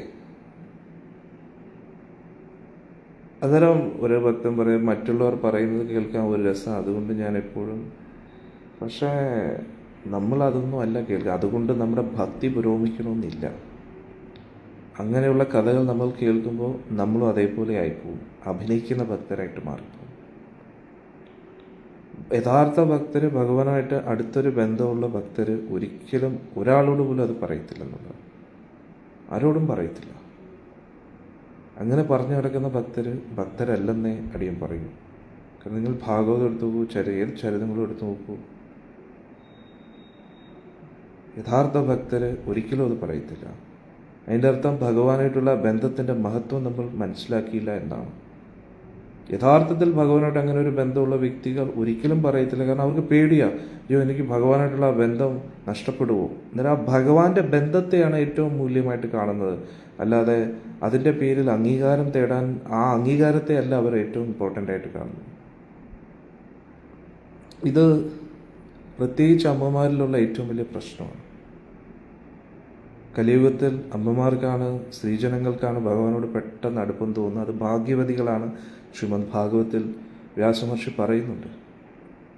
പക്ഷേ ആ ഒരു ഭക്തി ഒരു അഭിനയമായി മാറാൻ പാടില്ല. ചില ആണുങ്ങളിലും ആ ഒരു പ്രവണത കാണാറുണ്ട്. കൂടുതലും ആണുങ്ങൾ ഭഗവാനായിട്ട് ഒരു ബന്ധമില്ലാതിരിക്കുക, അതായത് ആ വിശ്രംഭേന എന്ന് പറയുന്ന ഒരു ഘടകം ആണുങ്ങളിൽ വരാറില്ല. അവർ എന്താ പറയുന്ന ഒരു തനി നാടൻ ഭാഷ ഒരു മണവും ഗുണവും ഇല്ലാത്ത രീതിയിലാണ് ഭഗവാന്റെ മുമ്പിൽ നിൽക്കുന്നത്. ഭഗവാനോട് ഒരു അടുപ്പം, ഒരു ഇൻറ്റിമസി വരാറില്ല. പക്ഷേ സ്ത്രീജനങ്ങൾക്ക്, അമ്മമാർക്ക് ആ ഒരു അടുപ്പം ഭഗവാനോടുണ്ട്. അത് നാച്ചുറലി വരുന്നതാണ്. പക്ഷേ അതിൽ ഏറ്റവും വലിയ തടസ്സം ഈ ഭക്തിയെ അഭിനയിക്കുന്ന ഒരു ഘടകമാണ്. നമ്മൾ വലിയൊരു ഭക്തരാണെന്ന് നമ്മൾ സ്വയം എന്താ പറയുന്നത് ഇങ്ങനെ ചിന്തിച്ചു വെച്ചിരിക്കുകയാണ്. അന്നേരം ഞാൻ പറയുന്നത്, നമ്മൾ അങ്ങനെ വിശ്വസിക്കുന്നതാണോ നല്ലത്, അതോ നമ്മൾ ഒറിജിനലി അങ്ങനെ ആവുന്നതാണ്? ഒറിജിനലി നമ്മൾ ഭക്തരായി കഴിഞ്ഞാൽ, ഭഗവാനായിട്ട് ഒരു അടുത്ത ബന്ധം ഉണ്ടെങ്കിൽ ഒരിക്കലും നമ്മൾ ആരോടും പറയത്തില്ല, ഒരിക്കലും പറയത്തില്ല. അങ്ങനെ ഒരു ബന്ധം അത് ഹൃദയത്തിൽ തന്നെ വെച്ചിരിക്കും. മറ്റുള്ളവർ അറിയേണ്ട ആവശ്യം എന്താണ്? നിങ്ങൾക്ക് ഭഗവാനാണോ വേണ്ടത്, അതോ മറ്റുള്ളവരുടെ അംഗീകാരമാണോ? അതാണ് നിങ്ങൾ മനസ്സിലാക്കേണ്ടത്. ഇവിടെ വിശ്രംഭേന എന്ന് പറഞ്ഞു കഴിഞ്ഞാൽ ഭഗവാനുമായിട്ടുള്ള ബന്ധം വളരെ ഡീപ്പായിരിക്കണം, വളരെ ആഴത്തിൽ നമ്മൾ ഭഗവാനെ സ്നേഹിക്കണം. ശൗചേന, ഭഗവാന്റെ സേവനത്തിൽ ശുചിത്വം പാലിക്കണം. അന്നേരം നാട്ടിൽ നമ്മൾ പുരോഹിതന്മാരെയും നമ്പൂതിരിമാരെയും പൂജാരിമാരെയൊക്കെ നോക്കി കഴിഞ്ഞാൽ ശുചിത്വം തുടരുത്, അതാ മാറിക്കും എന്നൊക്കെ. ശുചിത്വം നല്ലതാണ്. പക്ഷെ വിശ്രമേന ഇല്ലെങ്കിൽ ആ ശുചിത്വം കൊണ്ട് പ്രയോജനമില്ല. പുറമേ ഔപചാരികപരമായിട്ട് ശുചിത്വം എല്ലാം പാലിക്കുന്നു, പക്ഷെ ഭഗവാനായിട്ടൊരു ക്ലോസ്നെസ് ഇല്ലെങ്കിൽ ശരിയാകത്തില്ല. അന്നേരം ഭഗവാനായിട്ട് ഒരു ക്ലോസ്നെസ് ഉണ്ട്, പക്ഷെ ശുചിത്വം പാലിക്കുന്നില്ല, അതും പ്രശ്നമാണ്. അങ്ങനെയുള്ള ഭക്തരും ഉണ്ട്. ഇത് എൻ്റെ കൃഷ്ണനല്ലേ, അതൊന്നും അതൊക്കെ കുഴപ്പമില്ല, ഭഗവാൻ എല്ലാം അറിയാമല്ലോ. നമ്മൾ കഴിച്ച അതേ പ്ലേറ്റിൽ തന്നെ ഭഗവാൻ എന്തെങ്കിലും വയ്ക്കുന്നു, അല്ലെങ്കിൽ പിന്നെ എല്ലാം അങ്ങോട്ടും ഇങ്ങോട്ടും ഒരു സ്റ്റാൻഡേർഡ് ഫോളോ ചെയ്യുന്നില്ല. ഭഗവാൻ എന്ന് പറഞ്ഞാൽ ആരാണ്? ശരിയാ, ശബരി കഴിച്ചിട്ട് കൊടുത്തപ്പോൾ അതും ഭഗവാൻ സ്വീകരിച്ചു. പക്ഷെ ശബരി എന്തിനാണ് കഴിച്ചിട്ട് കൊടുത്തത്? ഭഗവാൻ ഏറ്റവും മധുരമായിട്ടുള്ള ആഹാരം കഴിക്കണം, മധുരമായിട്ടുള്ള പഴവർഗ്ഗങ്ങൾ ഭഗവാൻ കഴിക്കണം എന്ന് പറഞ്ഞിട്ടാണ് അത് കഴിച്ചത്. അല്ലാതെ ഭഗവാനുമായിട്ട് ഒരു അഡ്ജസ്റ്റ്മെൻ്റ് അല്ല ചെയ്യുന്നത്, ഒരു തട്ടിക്കൂട്ട് പരിപാടിയിലല്ല ചെയ്യുന്നത്. ഇനി ചില വ്യക്തികൾ പറയും, ഭഗവാനെ വീട്ടിലൊന്നും സേവനമൊന്നും ചെയ്യാൻ പറ്റും, കാരണം ശുചിത്വം പാലിക്കണ്ടേ, ഒരു ശുദ്ധിയൊക്കെ വേണ്ടേ. അതിൻ്റെ പേരിൽ ഭഗവാനായിട്ട് ഒരു അടുപ്പം ഇല്ലാതിരിക്കും. അതായത് നമ്മൾ മനസ്സിലാക്കേണ്ടത്, ഭഗവാനായിട്ട് വളരെ ഡീപ്പായിട്ട് ഒരു അടുപ്പവും വേണം. എന്നിട്ട് നമ്മുടെ കഴിവിൻ്റെ പരമാവധി ശുചിത്വം പാലിക്കണം. ഇത് രണ്ടും ഇമ്പോർട്ടൻ്റ് ആണ്. ഇനി ഇതെല്ലാം എന്താ ഒരു കുട്ടിക്കളി പോലെ, ഈ കൊച്ചു കുട്ടികൾ പാവയെ വെച്ച് കളിക്കുന്ന പോലെ അങ്ങനെയാണോ? അല്ല, നമ്മൾ വളരെ സീരിയസ് ആയിട്ടിരിക്കണം. നമ്മൾ ഭഗവാനെ സീരിയസ് ആയിട്ട് എടുക്കുമ്പോഴേ ഭഗവാൻ നമ്മളെയും സീരിയസ് ആയിട്ട് എടുക്കും. നമ്മൾ അതൊരു കളി ചിരി തമാശ പോലെ കാണുകയാണെങ്കിൽ ഭഗവാനും ഇങ്ങനെ കാണും. നമ്മൾ ആ വിഗ്രഹത്തെ സാക്ഷാത് ഭഗവാനായിട്ട് കാണുമ്പോൾ ഭഗവാനും അതേപോലെ തിരിച്ച് നമ്മളെ കാണും. നമ്മൾ ഗുരുവായൂർ തിരുസന്നിധിയിൽ പോകുമ്പോൾ എത്രത്തോളം ശ്രദ്ധയോടുകൂടി ബഹുമാനത്തോടുകൂടി ഭഗവാന്റെ മുമ്പിൽ ഭഗവാനെ പൂജിക്കുന്നുവോ അല്ലെങ്കിൽ ആരാധിക്കുന്നുവോ അല്ലെങ്കിൽ ഭഗവാന്റെ മുമ്പിൽ കൈകൂപ്പി നിൽക്കുന്നുവോ, അതേപോലെ ആയിരിക്കണം ഗുരുവായൂരപ്പൻ്റെ ഒരു ചിത്രം കാണുമ്പോൾ നമ്മൾ ഗുരുവായൂരപ്പനെ കുറിച്ച് ഓർക്കുമ്പോൾ അതേ സീരിയസ്നെസ് വേണം. പക്ഷെ പൊതുവെ അങ്ങനെ ബുദ്ധിമുട്ടാണ്. നമ്മുടെ വീട്ടിലൊക്കെ ഭഗവാന്റെ ചിത്രങ്ങളൊക്കെ കാണും, പക്ഷെ നമ്മൾ അങ്ങോട്ട് തിരിഞ്ഞു പോലും നോക്കാറില്ല. അന്നേരം പ്രത്യേകിച്ച് നമ്മുടെ ആ പൂജാമുറിയിൽ ഇവിടെ അങ്ങോട്ടും ഇങ്ങോട്ടുമൊക്കെ പോകുമ്പോൾ അന്നേരം നമ്മൾ തിരിഞ്ഞുപോലും നോക്കാതെ അങ്ങോട്ടും ഇങ്ങോട്ടും ആയിരിക്കും പോകുന്നത്. ആ തൊഴുന്ന സമയത്ത് മാത്രമായിരിക്കും ഭയങ്കര ശ്രദ്ധയും അതൊക്കെ. അത് കഴിഞ്ഞാൽ പിന്നെ അവിടെ ഇരുന്നിട്ട് തന്നെ ലൗകിക കാര്യങ്ങൾ സംസാരിക്കും, അവിടെ ഇരുന്ന് തന്നിട്ട് എന്തെങ്കിലുമൊക്കെ ചിന്തിച്ചുകൊണ്ടിരിക്കാം, വേറെ എന്തെങ്കിലുമൊക്കെ കാര്യങ്ങൾ ചെയ്യും. പക്ഷേ നമ്മൾ വളരെ സീരിയസ് ആയിട്ട് നമ്മൾ ഗുരുവായൂർ തിരുസന്നിധിയിൽ പോകുമ്പോൾ എത്രത്തോളം സീരിയസ് ആയിട്ടാണോ നമ്മൾ ഇരിക്കുന്നത്, അതേ സീരിയസ്നെസ്സിൽ നമ്മളെ വീട്ടിൽ ഭഗവാനെയും കൂടെ നോക്കുകയാണെങ്കിൽ അടിപൊളിയായിരിക്കും. അപ്പോൾ സാക്ഷാൽ ഗുരുവായൂരപ്പൻ നമ്മുടെ വീട്ടിൽ കാണുന്നില്ല. വിശ്രംഭേന ആത്മശൗചേന ഗൗരവേന ദമേന ച. നമ്മൾ വളരെ സീരിയസ് ആയിട്ട് സേവനങ്ങളൊക്കെ ചെയ്യുന്നു, പക്ഷേ ഇന്ദ്രിയ നിയന്ത്രണം ചെയ്യുന്നില്ല. അതിൻ്റെ അർത്ഥം എന്താ?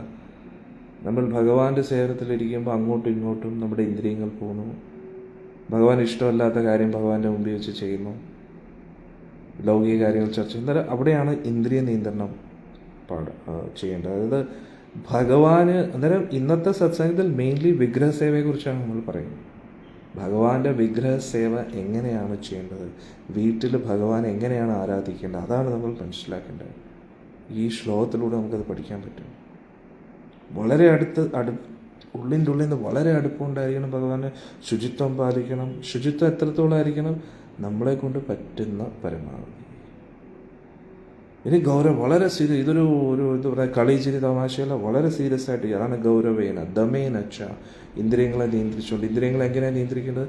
ഭഗവാൻ ഇഷ്ടമല്ലാത്ത കാര്യങ്ങൾ കാണാൻ പാടില്ല ഭഗവാന്റെ മുമ്പിൽ വെച്ച്. എൻ്റെ അർത്ഥം ഭഗവാൻ കാണാതെ നമുക്ക് ചെയ്യാമല്ലേ, അതല്ല. എല്ലായിടത്തും ഭഗവാൻ ഉണ്ട്, എവിടെയാണ് ഭഗവാൻ ഇല്ലാത്തത്?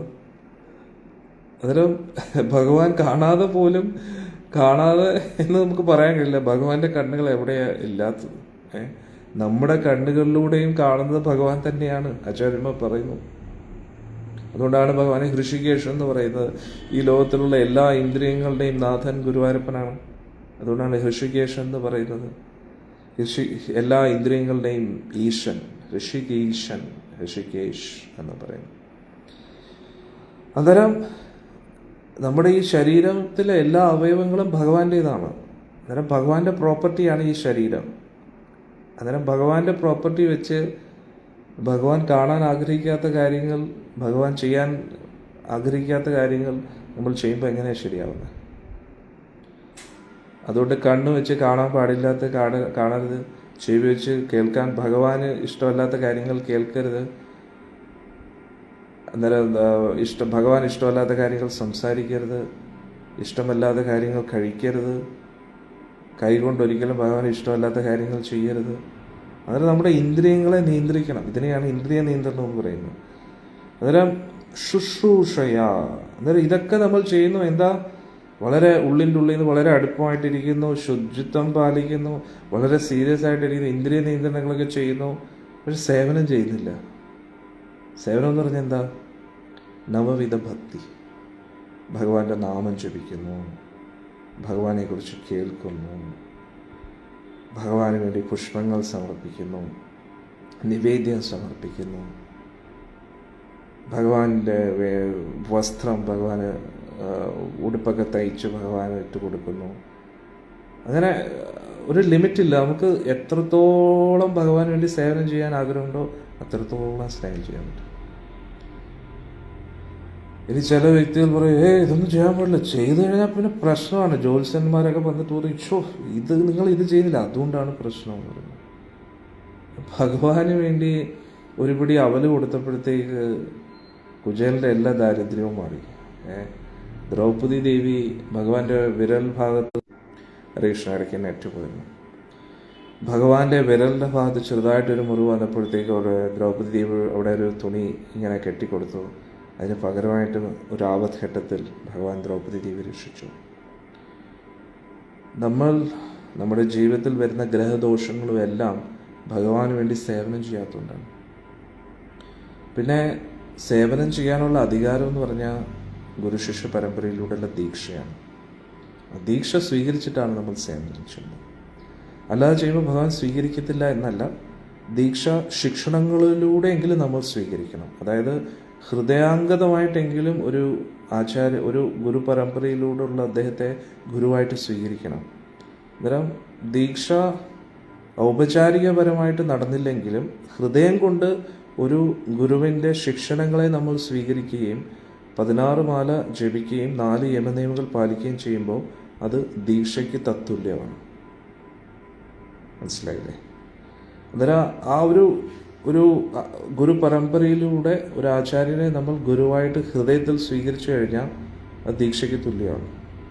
പക്ഷെ എന്നാലും ഔപചാരികപരമായിട്ട് നമ്മൾ ദീക്ഷ എടുക്കുകയും കൂടെ വേണം. അന്നേരം അങ്ങനെ ഹൃദയത്തിൽ ഒരു ഗുരു പരമ്പരയെ നമ്മൾ സ്വീകരിച്ചു കഴിഞ്ഞാൽ അപ്പോഴും ഭഗവാൻ സ്വീകരിക്കും. നമ്മൾ ചെയ്യുന്ന സേവനങ്ങളെല്ലാം ഭഗവാൻ സ്വീകരിക്കും. അതുകൊണ്ട് ഔപചാരികപരമായിട്ട് നമുക്ക് ദീക്ഷ എടുക്കാൻ പറ്റിയില്ലെങ്കിലും, ഗുരുവിനെ നേരിട്ട് കാണാൻ പറ്റിയില്ലെങ്കിലും, ഗുരുവിൻ്റെ ശിക്ഷണങ്ങൾ നമ്മൾ സ്വീകരിക്കുകയും ആ ഗുരുവിൻ്റെ നിർദ്ദേശപ്രകാരം ഭഗവാന്റെ തിരുനാമം ജപിക്കുകയും ഒക്കെ ചെയ്യുന്ന സമയത്ത് അത് ദീക്ഷയ്ക്ക് തത്തുല്യമാണ്.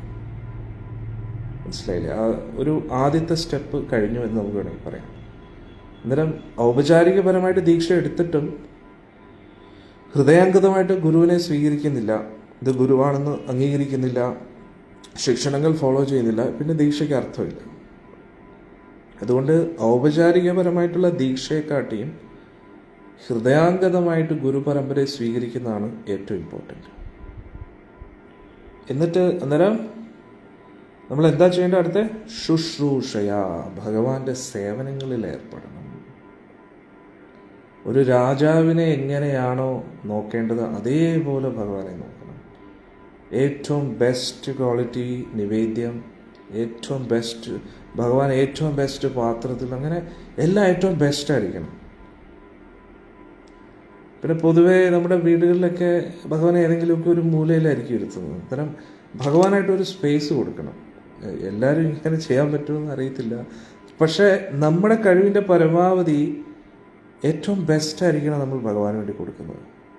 നമ്മുടെ വീട്ടിലെ ഏറ്റവും ബെസ്റ്റ് സ്ഥലം, ഏറ്റവും ബെസ്റ്റ് മുറി, അങ്ങനെ എന്താ പറയുന്നത്, എന്ത് വേണമെങ്കിലും നമുക്ക് ചെയ്യാം. അത് നമ്മൾ എത്രത്തോളം ഭഗവാനെ സ്നേഹിക്കുന്നുവോ അത്രത്തോളം ഭഗവാൻ തിരിച്ചും സ്നേഹിക്കുമെന്നാണ് നമ്മൾ മനസ്സിലാക്കേണ്ടത്. ഇപ്പോൾ ഭഗവാൻ പുണ്ടലിക്കിൻ്റെ അടുത്ത് വന്നപ്പോൾ പുണ്ടലിക്കിൻ്റെ അടുത്ത് ആകെയുള്ള ചെറിയൊരു കുടിലാണ്. ഭഗവാന് നിൽക്കാൻ പോലും സ്ഥലമില്ല. ഭഗവാനെ നിർത്താനായിട്ട് ഒരു ഇഷ്ടിക മാത്രമേ ഉള്ളൂ. അന്നേരം ആ ഇഷ്ടികയാണ് കൊടുക്കുന്നത്. അതിൻ്റെ മുകളിൽ ഭഗവാൻ ഇങ്ങനെ അരയിൽ കൈയും വെച്ചുകൊണ്ട് ഇങ്ങനെ ഇരിക്കുകയാണ്. അതാണ് ഭഗവാന്റെ പേര് വിഠൽ എന്നായത്. അന്നേരം നമ്മുടെ കയ്യിലുള്ള ഏറ്റവും ബെസ്റ്റ് ഭഗവാൻ. കാരണം എന്താ? അദ്ദേഹത്തെ നമ്മൾ അത്രത്തോളം സ്നേഹിക്കുന്നു. നമ്മൾ ഒരാളെ സ്നേഹിക്കുമ്പോൾ നമ്മുടെ കയ്യിലുള്ള ഏറ്റവും ബെസ്റ്റ് കാര്യങ്ങൾ അദ്ദേഹത്തിന് വേണ്ടിയല്ലേ. അന്നേരം അതായിരിക്കണം നമ്മുടെ മനസ്സിൽ.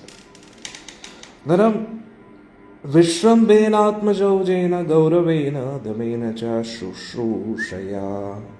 അന്നേരം ഇനി ആ സേവനങ്ങൾ എങ്ങനെയായിരിക്കണം? ഒരു കൂട്ടുകാരൻ്റെ സേവനം ചെയ്യുന്ന പോലെ ആയിരിക്കണം. നമ്മുടെ അടുത്ത കൂട്ടുകാരന്. അയ്യോ ഇനിയിപ്പോൾ നിവേദ്യം ഉണ്ടാകണം, ഇനിയിപ്പോൾ ഇത് ചെയ്യണം, അത് ചെയ്യണം, ഒരു സ്വസ്ഥതയില്ല, ഒരു സമാധാനമില്ല, ഇനിയിപ്പോൾ പുറത്തു പോകണം, ഇനിയിപ്പോൾ എന്താ ചെയ്യുക, അങ്ങനെയല്ല. നമ്മുടെ ഒരു കൂട്ടുകാരന് വേണ്ടി നമ്മൾ ചെയ്യുന്ന പോലെ ചെയ്യണം.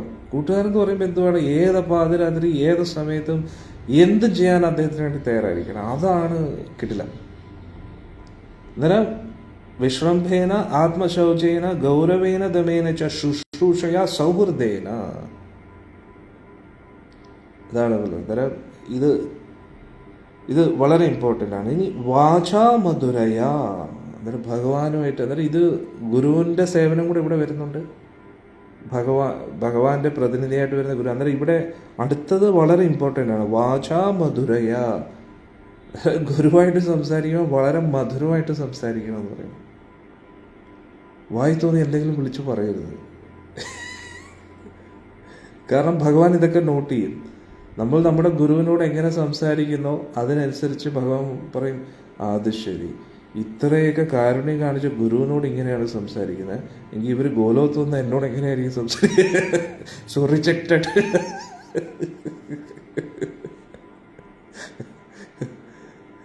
ഭഗവാൻ പറയും എന്നെക്കാട്ടിയും കൂടുതൽ കാരുണ്യം കാണിച്ച വ്യക്തിയാണ് എൻ്റെ ഭക്തനായിട്ടുള്ള ആളുടെ ജീവിതത്തിൽ വന്ന ഗുരു. അതിന് ഇത്രയും കാരുണ്യം കാണിച്ച ആ വ്യക്തിയോട് ഒരു ആത്മാർത്ഥതയില്ല, ഒരു നന്ദിയില്ല, ഒരു എന്താ പറയുന്ന ആ വ്യക്തിയോട് ഇങ്ങനെയാണ് സംസാരിക്കുന്നത് എങ്കിൽ പിന്നെ എന്നോട് എങ്ങനെയായിരിക്കും സംസാരിക്കുന്നത് എന്നാണ് ഭഗവാൻ കാൽക്കുലേറ്റ് ചെയ്യുന്നത്. ഉടനെ തന്നെ അവിടെ റിജക്റ്റ് ചെയ്യും. മനസ്സിലായില്ലേ? ആപ്ലിക്കേഷൻ റിജക്റ്റഡ് എന്ന് പറഞ്ഞിട്ട് അവർ ഇത് നമ്മൾ മനസ്സിലാകുന്നത്. വിശ്രംഭേന ആത്മശൗചേന ഗൗരവേന ദമേന ച ശുശ്രൂഷയ സൗഹൃദേന വാച മധുരയാ. മധുരമായിട്ട് എങ്ങനെ സംസാരിക്കാൻ ചില വ്യക്തികളുണ്ട്. എനിക്ക് അങ്ങനെ ഒന്നും പറയാൻ അറിയത്തില്ല, എൻ്റെ മനസ്സിൽ എന്ത് തോന്നുന്നു അത് വെട്ടി തുറന്ന് പറയുന്നത്. ഈ ഉള്ളിൽ വേറെ ഒന്നും പുറത്തൊന്നും എനിക്ക് ഇഷ്ടമല്ല എന്ന് പറയുന്നത്. അത് കറക്റ്റാണെങ്കിലും അതൊന്നും നടക്കത്തില്ല. ഉള്ളില് എന്തായാലും പുറത്ത് സംസാരിക്കുമ്പോൾ മധുരമായിട്ട് സംസാരിക്കണം എന്ന് പറഞ്ഞു കഴിഞ്ഞാൽ എന്താണ്, നമുക്ക് കേൾക്കാൻ ഇഷ്ടമുള്ള വാക്കുകളായിരിക്കണം പറയുന്നത്. നമുക്ക് കേൾക്കാൻ ഇഷ്ടമുള്ള രീതിയിലായിരിക്കണം നമ്മൾ ഭഗവാനോടും ഗുരു പരമ്പരയോടും സംസാരിക്കേണ്ടത്. എല്ലാവരോടും അങ്ങനെ ആയിരിക്കണം. പക്ഷെ അതാകുമ്പോൾ നമുക്ക് ശ്വാസം മുട്ടും. കാരണം നമ്മുടെ ഉള്ളിലൊരു തറ സ്വഭാവം ഉണ്ടല്ലോ, തറ വാക്കുകളും ഉണ്ടല്ലോ. അന്നേരം ഏറ്റവും കുറഞ്ഞ പക്ഷം ഭഗവാനോടും ഗുരു പരമ്പരയോടും സംസാരിക്കുമ്പോൾ മധുരമായിട്ട് സംസാരിക്കുക. അതായത് നമുക്ക് കേൾക്കാൻ ഇഷ്ടമുള്ള രീതിയിൽ വേണം സംസാരിക്കാൻ. അത് കൂടാതെ മുഖത്തൊരു ചിരിയും കൂടെ വേണം. ചിലവരാണെങ്കിൽ ചിരിക്കത്തില്ലെന്നുള്ളതാണ്. അവരുടേതായിട്ടുള്ള കാര്യങ്ങൾ നടക്കുമ്പോൾ മാത്രം ചിരി വരും. പക്ഷെ ചിരിച്ചുകൊണ്ട് സേവനങ്ങൾ ചെയ്യണം. ഇത് വളരെ ഇമ്പോർട്ടൻ്റ്. അതും കൂടെ മധുരയ എന്ന വാക്കിൽ അർത്ഥമുണ്ട്. അന്നേരം വിശ്രംഭേന ആത്മശൗചേന ഗൗരവേന ദമേന ച ശുശ്രൂഷയാ സൗഹൃദേന വാചാ മധുരയ. വളരെ മധുരമായിട്ട് ചിരിച്ചുകൊണ്ട് വേണം എല്ലാ കാര്യങ്ങളും ചെയ്യാൻ. ജപിക്കുമ്പോഴും വളരെ സന്തോഷത്തോടുകൂടി, അല്ല അയ്യോ ഇനി 16 മാല ജപിക്കണം, എപ്പം തീരാനാണ്, എൻ്റെ അമ്മോ ഗുരുവായൂരപ്പ എന്നെ സഹായിക്കണേ ഈ 16 മാല ജപിക്കാൻ. ഇനി രാവിലെ എഴുന്നേക്കണം, എപ്പോൾ എഴുന്നേക്കാനാണ്, ഇത് ഭയങ്കര കഷ്ടപ്പാട് തന്നെ. അതല്ല ഇത്രയും കഷ്ടപ്പാടാണെന്ന് വിചാരിക്കുമ്പോൾ ഇനി കഷ്ടപ്പെടണ്ട കേട്ടോ എന്ന് പറഞ്ഞ് സേവനത്തിൽ നിന്ന് നമ്മളെ ചിലപ്പോൾ മാറ്റും.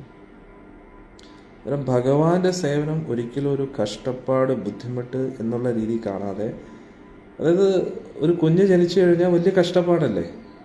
10 മാസം അമ്മമാർക്ക് എല്ലാവർക്കും അറിയാം, 10 മാസം ഈ ചുമക്കണ ഈ ഭാരം. അത് കഴിഞ്ഞിട്ട് പിന്നെ കുട്ടിക്കാലം പോലെ കുഞ്ഞുമായിട്ട് എല്ലാ കാര്യങ്ങളും ശ്രദ്ധിക്കണം. രാത്രിയാകുമ്പോൾ കരയും, അന്നേരം ഉറക്കം പോവും, ഭക്ഷണം പോവും, എല്ലാം ഒരു കുളമാവും അല്ലേ. പക്ഷെ എന്നിട്ടും അതൊന്നും ഒരു ഭാരവും ബുദ്ധിമുട്ടുമായിട്ട് നമുക്ക് തോന്നാറില്ലല്ലോ. കാരണം അത് കുഞ്ഞല്ലേ, നമ്മുടെ കുഞ്ഞ് എന്നുള്ളൊരു സ്നേഹമല്ലേ. അന്നേരം അതേപോലെ നമ്മളും അങ്ങനെ ആയിരിക്കണം. ഭഗവാന്റെ സേവനത്തിൽ ഒരിക്കലും ഒരു ബുദ്ധിമുട്ടല്ല. അത് ഒരു പ്ലഷറാണ്, ഒരു സ്നേഹം, വളരെ ഏറ്റവും ഇഷ്ടമുള്ളൊരു കാര്യമാണ്. അന്നേരം സന്തോഷത്തോടു കൂടി ഭഗവാന് വേണ്ടി കഷ്ടപ്പെടണം. അല്ല കഷ്ടപ്പാടെന്നുള്ള രീതി ഇരിക്കുമ്പോൾ പിന്നെ പറയും അയ്യോ പാവം ഒരുപാട് ബുദ്ധിമുട്ടുന്ന, ഇനിയിപ്പം ബുദ്ധിമുട്ടുണ്ട് കേട്ടോ എന്നൊക്കെ പറഞ്ഞിട്ട് നമ്മളെ ഭക്തിയിൽ നിന്ന് അകറ്റും. അന്നേരം വിശ്രംഭേന ആത്മശൗചേന ഗൗരവേന ദമേന ച ശുശ്രൂഷയാ സൗഹൃദേന വാചാ മധുരയാ ചൊഭോ. ഭോ എന്ന് പറയുന്നത് ഇവ വിതുരരെ ഉദ്ദേശിച്ചിട്ടാണ് പറയുന്നത്. അന്നേരം ദേവഹൂതി ദേവി കർദമ പ്രജാപതിയുടെ സേവനങ്ങൾ എങ്ങനെ ചെയ്തു എന്നാണ്. അതേപോലെ നമ്മൾ ഭഗവാന്റെ സേവനം ചെയ്യണം. അതിൽ ഞാൻ നേരത്തെ പറഞ്ഞോളം മധുരയ, ചിരിച്ചുകൊണ്ട് മധുരമായിട്ട് സംസാരിക്കുന്നത് വളരെ ഇമ്പോർട്ടൻ്റ് ആണ്. പൊതുവെ നമ്മൾ അങ്ങനെ സംസാരിക്കാറില്ല. എന്നിട്ട് മറ്റൊരാൾ നമ്മളോട് കഠോര വാക്കുകൾ ഉപയോഗിക്കുമ്പോഴത്തേക്ക് എന്നോട് എന്തിനാ ഇങ്ങനെ സംസാരിച്ചേ, എനിക്കൊന്ന് ചിരിച്ച് സമാധാനമായിട്ട് സന്തോഷത്തോടെ സംസാരിച്ചൂടെ. നമ്മളെന്ത് ചെയ്യുന്നു അത് തന്നെയല്ലേ തിരിച്ചു വരും. നമ്മൾ ചിരിച്ചെങ്കിലല്ലേ മറ്റൊരാൾക്ക് ചിരിക്കാൻ തോന്നും. നമ്മൾ മധുരമായിട്ട് സംസാരിച്ചല്ലേ അവർക്കും മധുരമായിട്ട് സംസാരിക്കാൻ തോന്നും. അന്നേരം എല്ലാവരോടും അങ്ങനെ പറ്റത്തില്ലെങ്കിലും ഭഗവാനോടും ഗുരു പരമ്പരയോടും ഭക്ത കൂട്ടായ്മയിലും ഏറ്റവും കുറഞ്ഞ പക്ഷം നമ്മളിത് ഫോളോ ചെയ്യണം. വളരെ ഇമ്പോർട്ടൻ്റ് ആണ്. എല്ലാവരോടും ഇങ്ങനെ ഫോളോ ചെയ്യാൻ പറ്റിയ അടിപൊളി, ഭഗവാൻ കൂടുതൽ ഹാപ്പി ആയിരിക്കും. ഓക്കെ, അടുത്ത ഇതിൽ പറയുന്നത് എന്താണ്? വിസൃജ്യാകാമം. അന്നേരം ഒന്ന് ആലോചിച്ച് നോക്കൂ, ഇങ്ങനെ നമ്മൾ സേവനം ചെയ്യുമ്പോൾ നിങ്ങൾ ശ്രദ്ധിച്ചു കഴിഞ്ഞാൽ ഉണ്ടല്ലോ, ഈ രണ്ടാമത്തെ ശ്ലോകത്തിൽ കൂടുതലും പുറമേയുള്ള കാര്യങ്ങളാണ് പറയുന്നത്. ഇനി അടുത്ത ശ്ലോകത്തിൽ ഉള്ളിൽ നടക്കുന്ന കോംപ്ലിക്കേഷൻസിനെ കുറിച്ചാണ് പറയുന്നത്. അപ്പോൾ വിശ്വംഭേന എന്ന് പറഞ്ഞു കഴിഞ്ഞാൽ വളരെ അടുത്ത് ഭഗവാനെ, അതായത് ഇപ്പോൾ അടുത്തിട്ട് ഉദാഹരണത്തിന് ഭഗവാന്റെ മുമ്പിൽ നിവേദ്യം സമർപ്പിക്കുക, ഇങ്ങനെ വെച്ചിട്ട് റോബോട്ടിനെ പോലെ വെച്ചിട്ട് നമുക്ക് പോകാം. പക്ഷെ ഒന്ന് ചിരിച്ച് ഭഗവാനെ ഹരേ കൃഷ്ണ, അത് ശ്ലോകങ്ങൾ കാണാപ്പാടം പഠിച്ചിട്ട് പറയുന്ന പോലെ അല്ല, ഭഗവാനെ കഴിക്കണം കേട്ടോ, എല്ലാം കുളമായിട്ടുണ്ട്, ഒന്നും ശരിയായിട്ടില്ല, എന്ത് ചെയ്യാനാ, മന്ദബുദ്ധിയാണ് ഞാൻ, കുക്ക് ചെയ്യാനൊന്നും അറിഞ്ഞുകൂടാ, പറ്റുന്ന പോലെ. അങ്ങനെ വളരെ കൂടെ അടുപ്പത്തോടെ സംസാരിക്കണം. നമ്മളെന്താ ചെയ്യുന്നത്? കാണാപ്പാടാൻ കുറേ ശ്ലോകങ്ങളൊക്കെ പഠിച്ചിട്ട് മണി അടിച്ചിട്ട് എന്നിട്ട് വെച്ചിട്ട് പോകും. അപ്പം പറയും, ഇത് എന്തുകൂടെ, ഞാൻ ഇവിടെ ഇരിപ്പില്ലേ, എന്നോടൊന്നും ചിരിച്ചൂടെ ഒന്നും? സത്യം അല്ല, അടിപൊളിയായിട്ട് എല്ലാ ഭക്ഷണവും എല്ലാം റെഡിയാക്കിയിട്ട് ഇന്ന് ഇങ്ങനെ വെച്ചിട്ട് റോബോട്ടിനെ പോലെ തിരിച്ചു കഴിഞ്ഞാൽ ഭഗവാൻ റോബോട്ടിനെ പോലെ ഇരിക്കും, ഒന്നും നോക്കാതെ. നെന്മിനി ഉണ്ണിയുടെ കാര്യം നമുക്കറിയാമല്ലോ അല്ലേ? നെന്മിനി ഉണ്ണി അച്ഛൻ പറഞ്ഞു, മോനെ നിവേദ്യം കൊടുക്കണം കേട്ടോ, എന്നിട്ട് ഭഗവാൻ കഴിച്ചതിന് ശേഷം ആ പാത്രം അവിടുത്തെ എന്താ പറയുന്നത് മാല ഇട്ടുന്ന ആൾക്ക് കൊടുക്കണോ പറയാം. കുഞ്ഞെന്താ വിചാരിച്ച് ഭഗവാൻ യഥാർത്ഥത്തിൽ കഴിക്കും. അപ്പോൾ സാധാരണ രീതിയിലെല്ലാം പറഞ്ഞു കൊടുത്തു, ഭഗവാനെ കഴിക്കൂ കേട്ടോ, മന്ത്രം അറിഞ്ഞൂടാ, അതുകൊണ്ട് പറഞ്ഞു ഭഗവാനെ കഴിക്കൂ, ഭഗവാനെ കഴിക്കൂ കഴിക്കൂ. ഗുരുവായൂർ പറഞ്ഞു, ഈ കൊച്ചനെന്ത് കഴിക്കാനോ? സാധാരണ ഞാൻ നോക്കിയല്ലേ കഴിക്കുന്നത്, നോട്ടത്തിലൂടെയാണ് കഴിക്കുന്നത്. ഈ ഭൗതിക ലോകത്തിലുള്ള ഒന്നും ഞാൻ സ്വീകരിക്കാറില്ല. അന്നേരം നോട്ടത്തിലൂടെ ഞാൻ കഴിച്ചു. പക്ഷെ കുഞ്ഞ് മനസ്സിലാക്കട്ടെ, കുഞ്ഞു പറഞ്ഞ് കൃഷ്ണ കഴിക്കൂ, കണ്ണ എന്താ കഴിക്കാത്ത, കഴിക്കൂ വേണ്ട, കഴിക്കൂ കഴിക്കൂ കഴിക്കൂ എന്ന് പറഞ്ഞിട്ട് അവസാനം ഭഗവാൻ കഴിച്ചു അല്ലേ? അന്നേരം നമ്മൾ ചുമ്മാ ഇങ്ങനെ റോബോട്ട് പോലെ ഒരു ചിരിയില്ലാതെ ഇങ്ങനെ മണിയടിച്ചിട്ട് ഇങ്ങനെ കയറുന്നത് കണ്ടൊക്കെ ധ്യാനിച്ച് എന്തോ വലിയ യോഗികളെ പോലെയൊക്കെ ഇരുന്നിട്ട് ഭഗവാന്റെ മുമ്പിൽ വെച്ച് കഴിഞ്ഞാൽ ഭഗവാൻ സ്വീകരിക്കുമോ? ഭഗവാൻ റോബോട്ടിനെ പോലെ യോഗിയെ പോലെ ഇരിക്കും. ആ കൊണ്ടുവയ്ക്കോളൂ എന്ന് പറയും. പക്ഷെ നമ്മൾ കുറച്ച് ചിരിച്ചിട്ടൊക്കെ ഭഗവാനെ കുക്കിംഗ് ഒന്നുമില്ല, ഇന്നൊക്കെ ആകെ കുളമായി കേട്ടോ, ഇന്ന് ഇതാണ് ഉണ്ടാക്കിയിരിക്കുന്നത്, എങ്ങനെയാണെന്ന് എനിക്ക് അറിഞ്ഞൂടാ എന്നൊക്കെ ഭഗവാനായിട്ട് നമുക്ക് സംസാരിക്കാൻ പറ്റും. എന്നിട്ട് ഇതൊക്കെ വീഡിയോ എടുത്തിട്ട് റീൽസ് ആക്കണം. കണ്ടോ ഞാൻ ഭഗവാനായിട്ട് സംസാരിക്കുന്നുണ്ടോ, എല്ലാവരും ശ്രദ്ധിച്ചോ? അയ്യോ നിങ്ങളിതിപ്പോൾ എപ്പം വീഡിയോ എടുത്തു, ഞാൻ അറിഞ്ഞതേ ഇല്ല കേട്ടോ. അങ്ങനെയുള്ള കോമാളികളുണ്ടല്ലോ. ദൈവം അങ്ങനെയല്ല, ഭഗവാനായിട്ട് വളരെ ഡീപ്പായിട്ട് ഇരിക്കുക, ശുചിത്വം പാലിക്കുക, സീരിയസ് ആയിട്ടിരിക്കുക. ഗൗരവേനെ വേറൊരു അർത്ഥമുണ്ട്. ഇത്രയും അടുത്ത് സംസാരിക്കുമ്പോൾ ഭഗവാൻ നമ്മുടെ അച്ഛമച്ച കമ്പനിയായെന്നും വിചാരിക്കരുത്.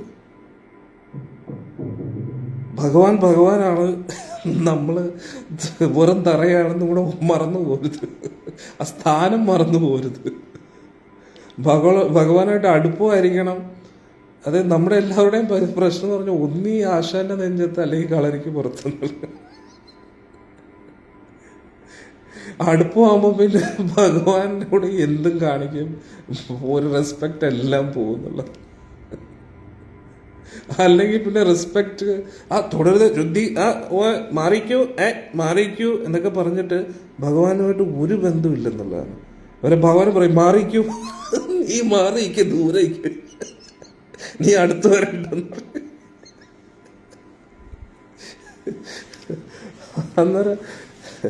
അന്നേരം നമ്മൾ വളരെ അടുക്കുകയും ചെയ്യണം, നമ്മുടെ തലം മറന്നു പോവുകയും ചെയ്യണം. നമ്മൾ ഏത് തലത്തിലാണ് ഇരിക്കുന്നത്, നമ്മൾ വെറും തറയാണെന്നത് മറന്നു പോരുത്.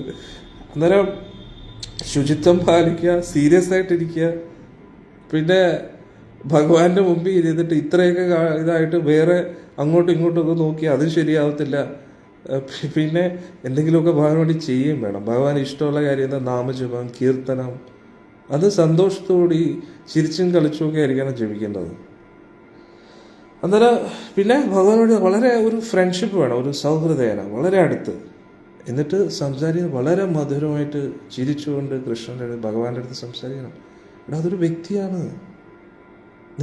നിങ്ങൾ കുഞ്ഞുങ്ങളെ കാണുമ്പോൾ എങ്ങനെ ഇങ്ങനെ സീരിയസ് ആയിട്ട് ഇങ്ങനെ ഇരിക്കും? ഇല്ല, നിങ്ങളും ഒരു കുഞ്ഞായിട്ട് മാറും. അല്ലല്ല മോനെ എന്താ മോനെ ചിരിക്കുക. അന്നേരം അതേപോലെ നമ്മൾ വളരെ സന്തോഷത്തോടുകൂടി ഭഗവാനോട് സംസാരിക്കണം. അത് മറ്റുള്ളവരെ കാണിക്കാൻ വേണ്ടിയില്ല, അത് നമ്മളും ഭഗവാനായിട്ടുള്ള പേഴ്സണൽ റിലേഷനാണ്. പക്ഷേ ഇത് ഭഗവാനാണെന്ന് മറന്നു പോകരുത്. എന്നിട്ട് ആൾക്കാരോടെല്ലാം പറഞ്ഞു, എൻ്റെ കൊച്ചാണ് കേട്ടപ്പോൾ ഞാൻ ആളെ പിച്ചാറുണ്ട്, നുള്ളാറുണ്ട്. ഇതൊക്കെ എന്തുപോലെ ഇത്? നമ്മളാരും യശോദാമ്മ.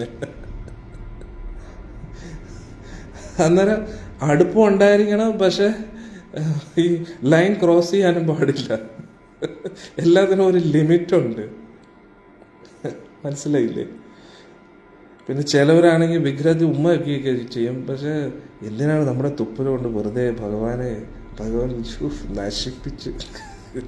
അന്നേരം ഉമ്മ വയ്ക്കുക, ഹൃദയത്തിൽ ഉമ്മ വയ്ക്കുക. കാരണം ഈ ശരീരത്തിൻ്റെ ഉമ്മ മഹാബോറാണ്. കാരണം ഈ ശരീരം ദുർഗന്ധവും പഴുപ്പും അതൊക്കെ ആയിട്ട് വൃത്തിയായിട്ട ശരീരമാണ്. അതുകൊണ്ട് സ്നേഹിക്കുക, ഉള്ളിൻ്റെ ഉള്ളിൽ നിന്ന് സ്നേഹിക്കുക. കൂടുതൽ മാക്സിമം നമുക്ക് അലൗഡ് ആയിട്ടുള്ള ഭഗവാന്റെ പാദം തൊടാം. അതുകൊണ്ട് സ്നേഹിക്കണം, ഡിസ്റ്റൻസും വെക്കണം. ഡിസ്റ്റൻസ് എങ്ങനെ? ഭഗവാൻ ആരാണെന്ന് മനസ്സിലാവും, അത് മറന്നു പോകാൻ പാടില്ല. സ്നേഹവും വേണം, ഡിസ്റ്റൻസും വേണം. കെട്ടിപ്പിടിക്കുമ്പോഴൊക്കെ നമ്മുടെ ഒരു അതുമൊക്കെ ഭഗവാനല്ലേ. ഭഗവാൻ എപ്പോഴും ശുദ്ധമായിട്ട് ആയിരിക്കണം. നമ്മൾ ഇത് എന്താ പറയുന്നത്, അശ്രീകരമാണ് ഈ ശരീരം. ഭഗവാൻ നമ്മളെ കെട്ടിപ്പിടിക്കണം, നമ്മൾ ഭഗവാനെ അല്ല കെട്ടിപ്പിടിക്കേണ്ടത്. നമുക്ക് മാക്സിമം ചെയ്യാൻ പറ്റുന്ന ഭഗവാന്റെ പാദം തൊട്ട് തൊടാം. അതിനുള്ള അധികാരമേ നമുക്കുള്ളൂ. അതാണ് ഗോപികമാരും പറയുന്നത്. കാർത്തികായനി വ്രതമൊക്കെ എടുത്തതിന് ശേഷം ഭഗവാനെ അടുത്തുനിന്ന് കാണാൻ പോലും പറ്റും. ദൂരെ നിന്ന് ഇങ്ങനെ എറിഞ്ഞിട്ട് നോക്കാനേ പറ്റൂ. അന്നേരം ഗോപികമാർ പറഞ്ഞ, കൃഷ്ണ, നമുക്ക് അങ്ങയുടെ പാദം തൊടാനുള്ള അധികാരം മാത്രം നൽകിയാൽ മതി. പാദം മാത്രം മതി നൽകാൻ. അതേപോലെ മാക്സിമം നമുക്ക് ചെയ്യാൻ പറ്റുന്ന ഭഗവാന്റെ പാദത്തിൽ തൊടാം. അതേ നമ്മൾ ചെയ്യാൻ പാടുള്ളൂ. ഏറ്റവും ബെസ്റ്റ് ദൂരെ നിന്ന് സാഷ്ടാംഗം നമസ്കരിക്കുന്നു. അന്നേരം അതാണ് ഭഗവാന് ഏറ്റവും ഇഷ്ടം. പിന്നെ ഇങ്ങനെ നമ്മൾ സേവനം ചെയ്യുമ്പോൾ ഉള്ളിലുള്ള പല ദുസ്വഭാവങ്ങളും അതൊക്കെ പുറത്തു വരാം. അതാണ് അടുത്ത ശ്ലോകത്തിൽ പറയുന്നത്, വിസൃജ്യ കാമം. നമ്മുടെ ഉള്ളിലുള്ള കാമത്തെ മാറ്റണം. ഈ കാമമാണ് മറ്റുള്ളവരുടെ അംഗീകാരം ലഭിക്കാൻ നമ്മളെ കൊതിപ്പിക്കുന്നത്. മനസ്സിലായില്ലേ? നമ്മുടെ ഉള്ളിൽ കാമം ഉണ്ടായതുകൊണ്ടാണ് ഞാൻ ഭഗവാനായിട്ട് വളരെ അടുത്താണെന്ന് എല്ലാവരും അറിയണം എന്നുള്ള ഒരു ഒരു ഒരു ടെൻഡൻസി നമ്മുടെ ഉള്ളിൽ വരുന്നത്. മനസ്സിലായില്ലേ? കാമം. ഇനി ദമ്പം, അഹങ്കാരം, ഇതൊക്കെ ആദ്യത്തെ ശ്ലോകത്തിൽ പറഞ്ഞ കാര്യങ്ങൾ നമ്മൾ ചെയ്യുന്നുണ്ടെങ്കിൽ നമ്മുടെ ഉള്ളിൽ കാമമുണ്ട്, ദമ്പം ഉണ്ടെങ്കിൽ അതൊക്കെ മാറ്റണം. ദ്വേഷം, ആരെക്കുറിച്ചും ഉള്ളിൽ ഒരു ശത്രുത പുലർത്തരുത്, മറ്റു വ്യക്തികളോട് അസൂയ തോന്നരുത്. മനസ്സിലായില്ലേ?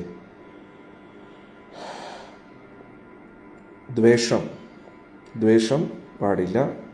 ലോഭം, അത്യാർത്തി, അതായത് ഭൗതിക കാര്യങ്ങൾക്ക് വേണ്ടി എനിക്ക് സമ്പത്ത് വേണം, പേര്, പ്രശസ്തി, അതൊന്നും പാടില്ല. എന്നിട്ട് പാപപ്രവണതകൾ പാടില്ല. പാപപ്രവർത്തികൾ ഒന്നും ചെയ്യണം. 4 യമനിയമങ്ങൾ തെറ്റിക്കരുത്. പിന്നെ മതം എന്ന് പറഞ്ഞു കഴിഞ്ഞാൽ മണ്ടത്തരങ്ങൾ കാണിക്കുന്നത്, ഒരു ബുദ്ധിയില്ലാത്ത, ഒരു ബോധമില്ലാതെ ഓരോ അശ്രദ്ധയായിട്ടിരിക്കുന്നു, അല്ലേ? ഇപ്പോൾ ഭഗവാന്റെ ഇവിടെ നിവേദ്യം വെച്ചിട്ട് എന്നിട്ട് അത് അങ്ങനെ തന്നെ വെച്ചിരിക്കുന്നു. അങ്ങനെയൊന്നും ഭഗവാന്റെ കാര്യത്തിൽ മണ്ടത്തരം കാണിക്കാൻ പറ്റില്ല. അപ്രമത്തോദ്ധ്യത, അപ്രമത്ത എന്ന് പറഞ്ഞു കഴിഞ്ഞാൽ വളരെ അലേർട്ടായിരിക്കണം ഭഗവാന്റെ കാര്യത്തിൽ. ഇപ്പോൾ നമ്മളൊരു തിരി മേടിച്ചു, ആ തിരിയിൽ ഭഗവാന്റെ ചിത്രമുണ്ട്. എന്നിട്ട് ഭഗവാന്റെ പൂജ ചെയ്തിട്ട് ആ കൂടെ എടുത്തിട്ട് ഒറ്റ എറി, എന്നിട്ട് അതിലേക്ക് ചവിട്ടിയൊക്കെ പോകുന്നു. അപ്പം നമുക്ക് മാക്സിമം എന്ത് ചെയ്യാൻ പറ്റും, ആ ഭഗവാന്റെ ചിത്രം കട്ട് ചെയ്ത് അത് എവിടെയെങ്കിലും സൂക്ഷിച്ചു വയ്ക്കുക, അത്രയേ ഉള്ളൂ. എന്നിട്ട് എന്ത് പറയുന്നത്, കർപ്പൂരം മേടിച്ചു, എന്നിട്ട് അതിൽ ഭഗവാന്റെ പടം ഉണ്ട്, അതും കട്ട് ചെയ്തിട്ട് സൂക്ഷിച്ചു വയ്ക്കുക, ബാക്കി കളഞ്ഞോളൂ. പിന്നെ ഭഗവാന്റെ പ്രസാദം ഡിബ്ബ കിട്ടുന്നു, അത് എന്ത് പറയുന്നത്, അച്ചാർ ഇടാനും നമുക്ക് ഓരോന്നും നക്കാനും വേണ്ടി ഉപയോഗിക്കരുത്.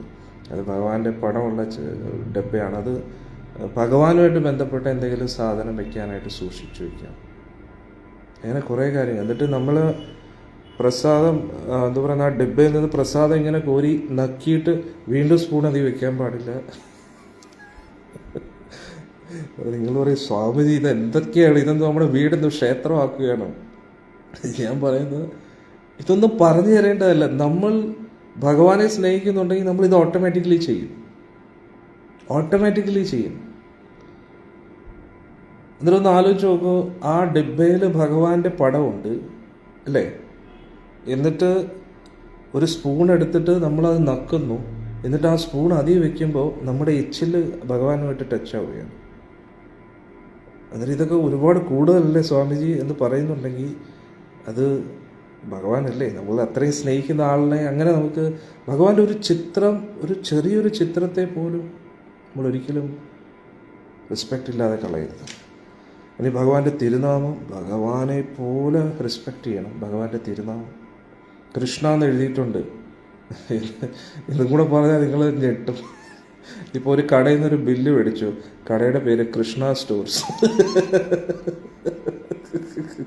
എന്നിട്ട് ആ ബില്ല് ഇങ്ങനെ ചുരുട്ടിയെടുത്ത് ഒറ്റ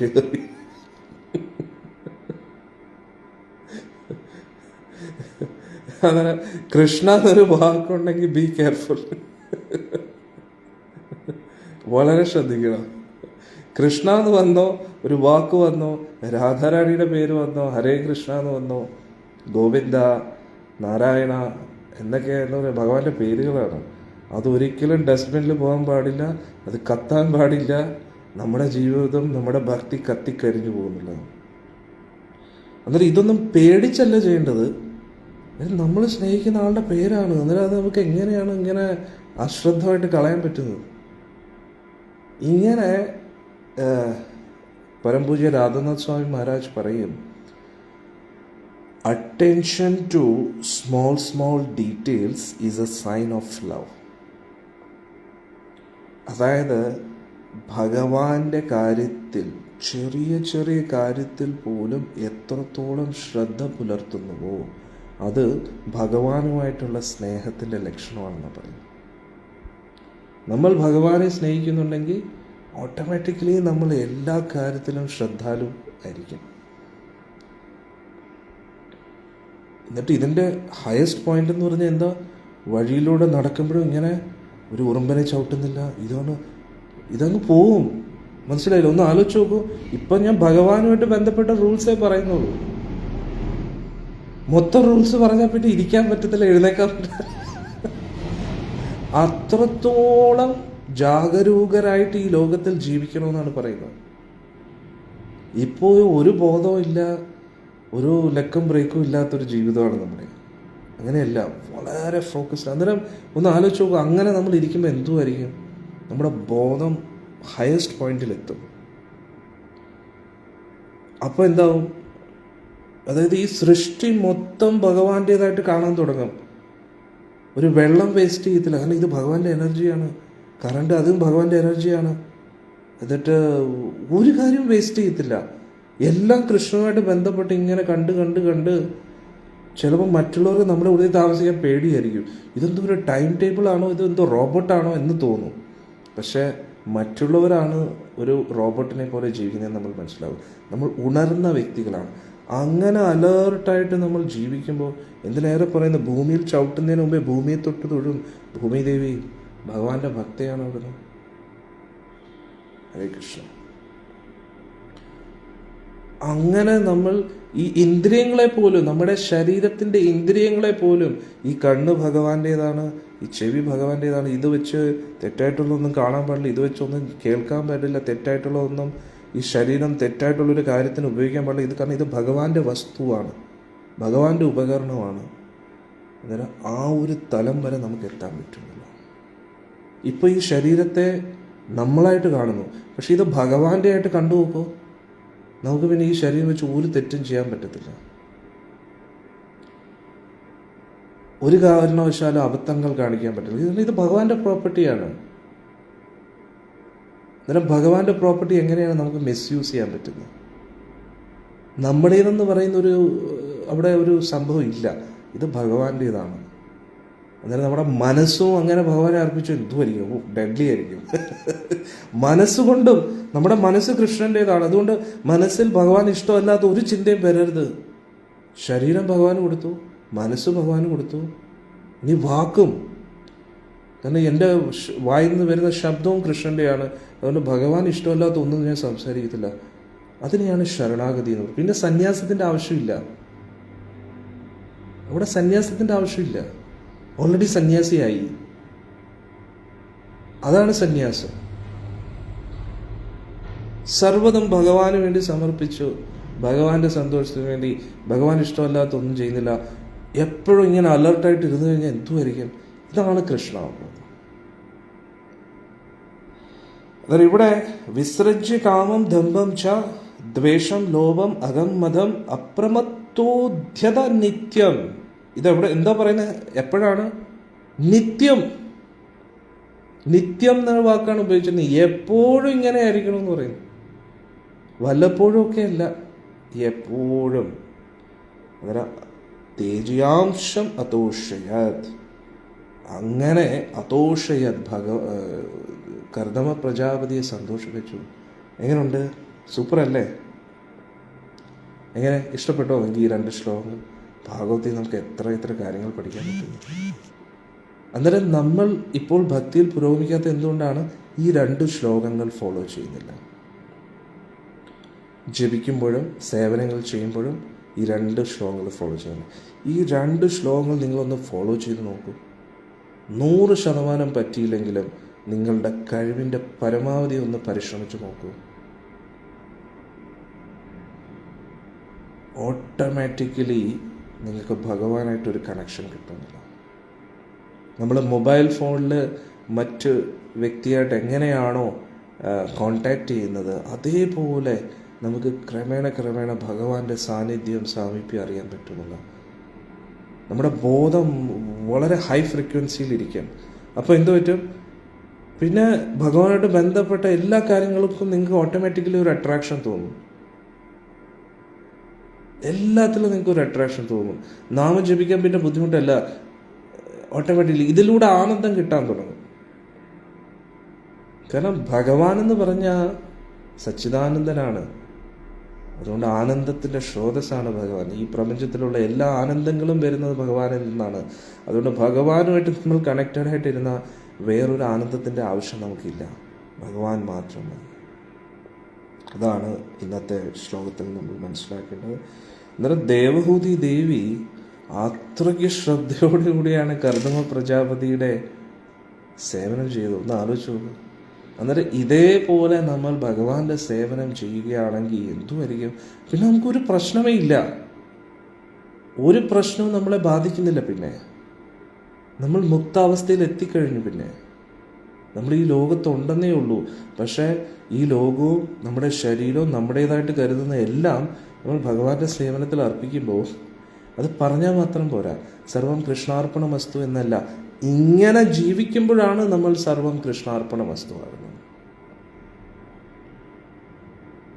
നമ്മുടെ ശരീരം, നമ്മുടെ മനസ്സ്, നമ്മുടെ വാക്ക്, നമ്മുടേതെന്ന് കരുതുന്ന എല്ലാം ഭഗവാന്റെ സേവനത്തിൽ ഏർപ്പെടുത്തുമ്പോൾ ഹൃദയാംഗതമായിട്ട് സന്തോഷത്തോടു കൂടി തുടർച്ചയായിട്ട് നിത്യം എന്ന വാക്കാണ്. അപ്പോൾ എന്തു പറ്റും? പിന്നെ നിങ്ങൾ ഒന്നും പേടിക്കേണ്ട ആവശ്യമില്ല. ഗ്രഹദോഷങ്ങളെ പേടിക്കേണ്ട. ജാതകദോഷം, ശത്രുദോഷം അതൊന്നും നിങ്ങളെ ബാധിക്കത്തില്ല. കാരണം നിങ്ങൾ ഭഗവാനായിട്ട് കണക്റ്റഡ് ആയിട്ടില്ലേ. അങ്ങനെ ജീവിതം ഇങ്ങനെ കൊണ്ടുപോവുക. അപ്പം പിന്നെ എന്തായി? ഇവിടെ ഇരിക്കുമ്പോഴേ നിങ്ങൾക്ക് ഗോലോകം ആക്സസ് ചെയ്യാൻ പറ്റും. അങ്ങനെയാകുമ്പോൾ നിങ്ങൾ ഭഗവാന്റെ ലോകത്തേക്ക് പിന്നെ ഒരു മരണം എന്ന് പറയുന്നത് വെറും ഒരു ഔപചാരികത മാത്രമായി മാറും. ഓക്കെ, എന്നാലും ഇത് ഇവിടെ പ്രധാനമായിട്ട് പറയുന്നില്ലേ, കാമമില്ല, അത്യാഗ്രഹമില്ല, അഹങ്കാരമില്ല, മറ്റുള്ളവരിൽ നിന്നുള്ള അംഗീകാരം ഒന്നും പ്രതീക്ഷിക്കുന്നില്ല, കംപ്ലീറ്റ്ലി ഭഗവാന്റെ സന്തോഷത്തിന് വേണ്ടി മാത്രം. അത്രയ്ക്ക് നമ്മൾ എക്സ്ക്ലൂസീവ്ലി ഡെഡിക്കേറ്റഡ് ആയിട്ട് ഭഗവാന് വേണ്ടി സേവനം ചെയ്യുമ്പോൾ ഭഗവാൻ തിരിച്ച് മറുപടി ഒന്നും തരത്തില്ലെന്നാണ് വിചാരിക്കുന്നത്. നമ്മളിപ്പോൾ തന്നെ നമ്മുടെ ഇന്നത്തെ ഈ ശ്ലോകത്തിലൂടെ മനസ്സിലായില്ലേ, നമുക്ക് ഇനി ഒരുപാട് പുരോഗമിക്കാനുണ്ട്. അന്നേരം ഇപ്പോൾ നമ്മൾ ചെയ്യുന്ന രീതിയിൽ തന്നെ നമുക്ക് സന്തോഷവും സമാധാനവും ഉണ്ടും താനും. അന്നേരം ഇങ്ങനെയും കൂടെ ചെയ്യുമ്പോൾ എത്രത്തോളം സന്തോഷം സമാധാനം കിട്ടുമെന്ന് നിങ്ങൾക്ക് ഊഹിക്കാൻ പോലും പറ്റത്തില്ല.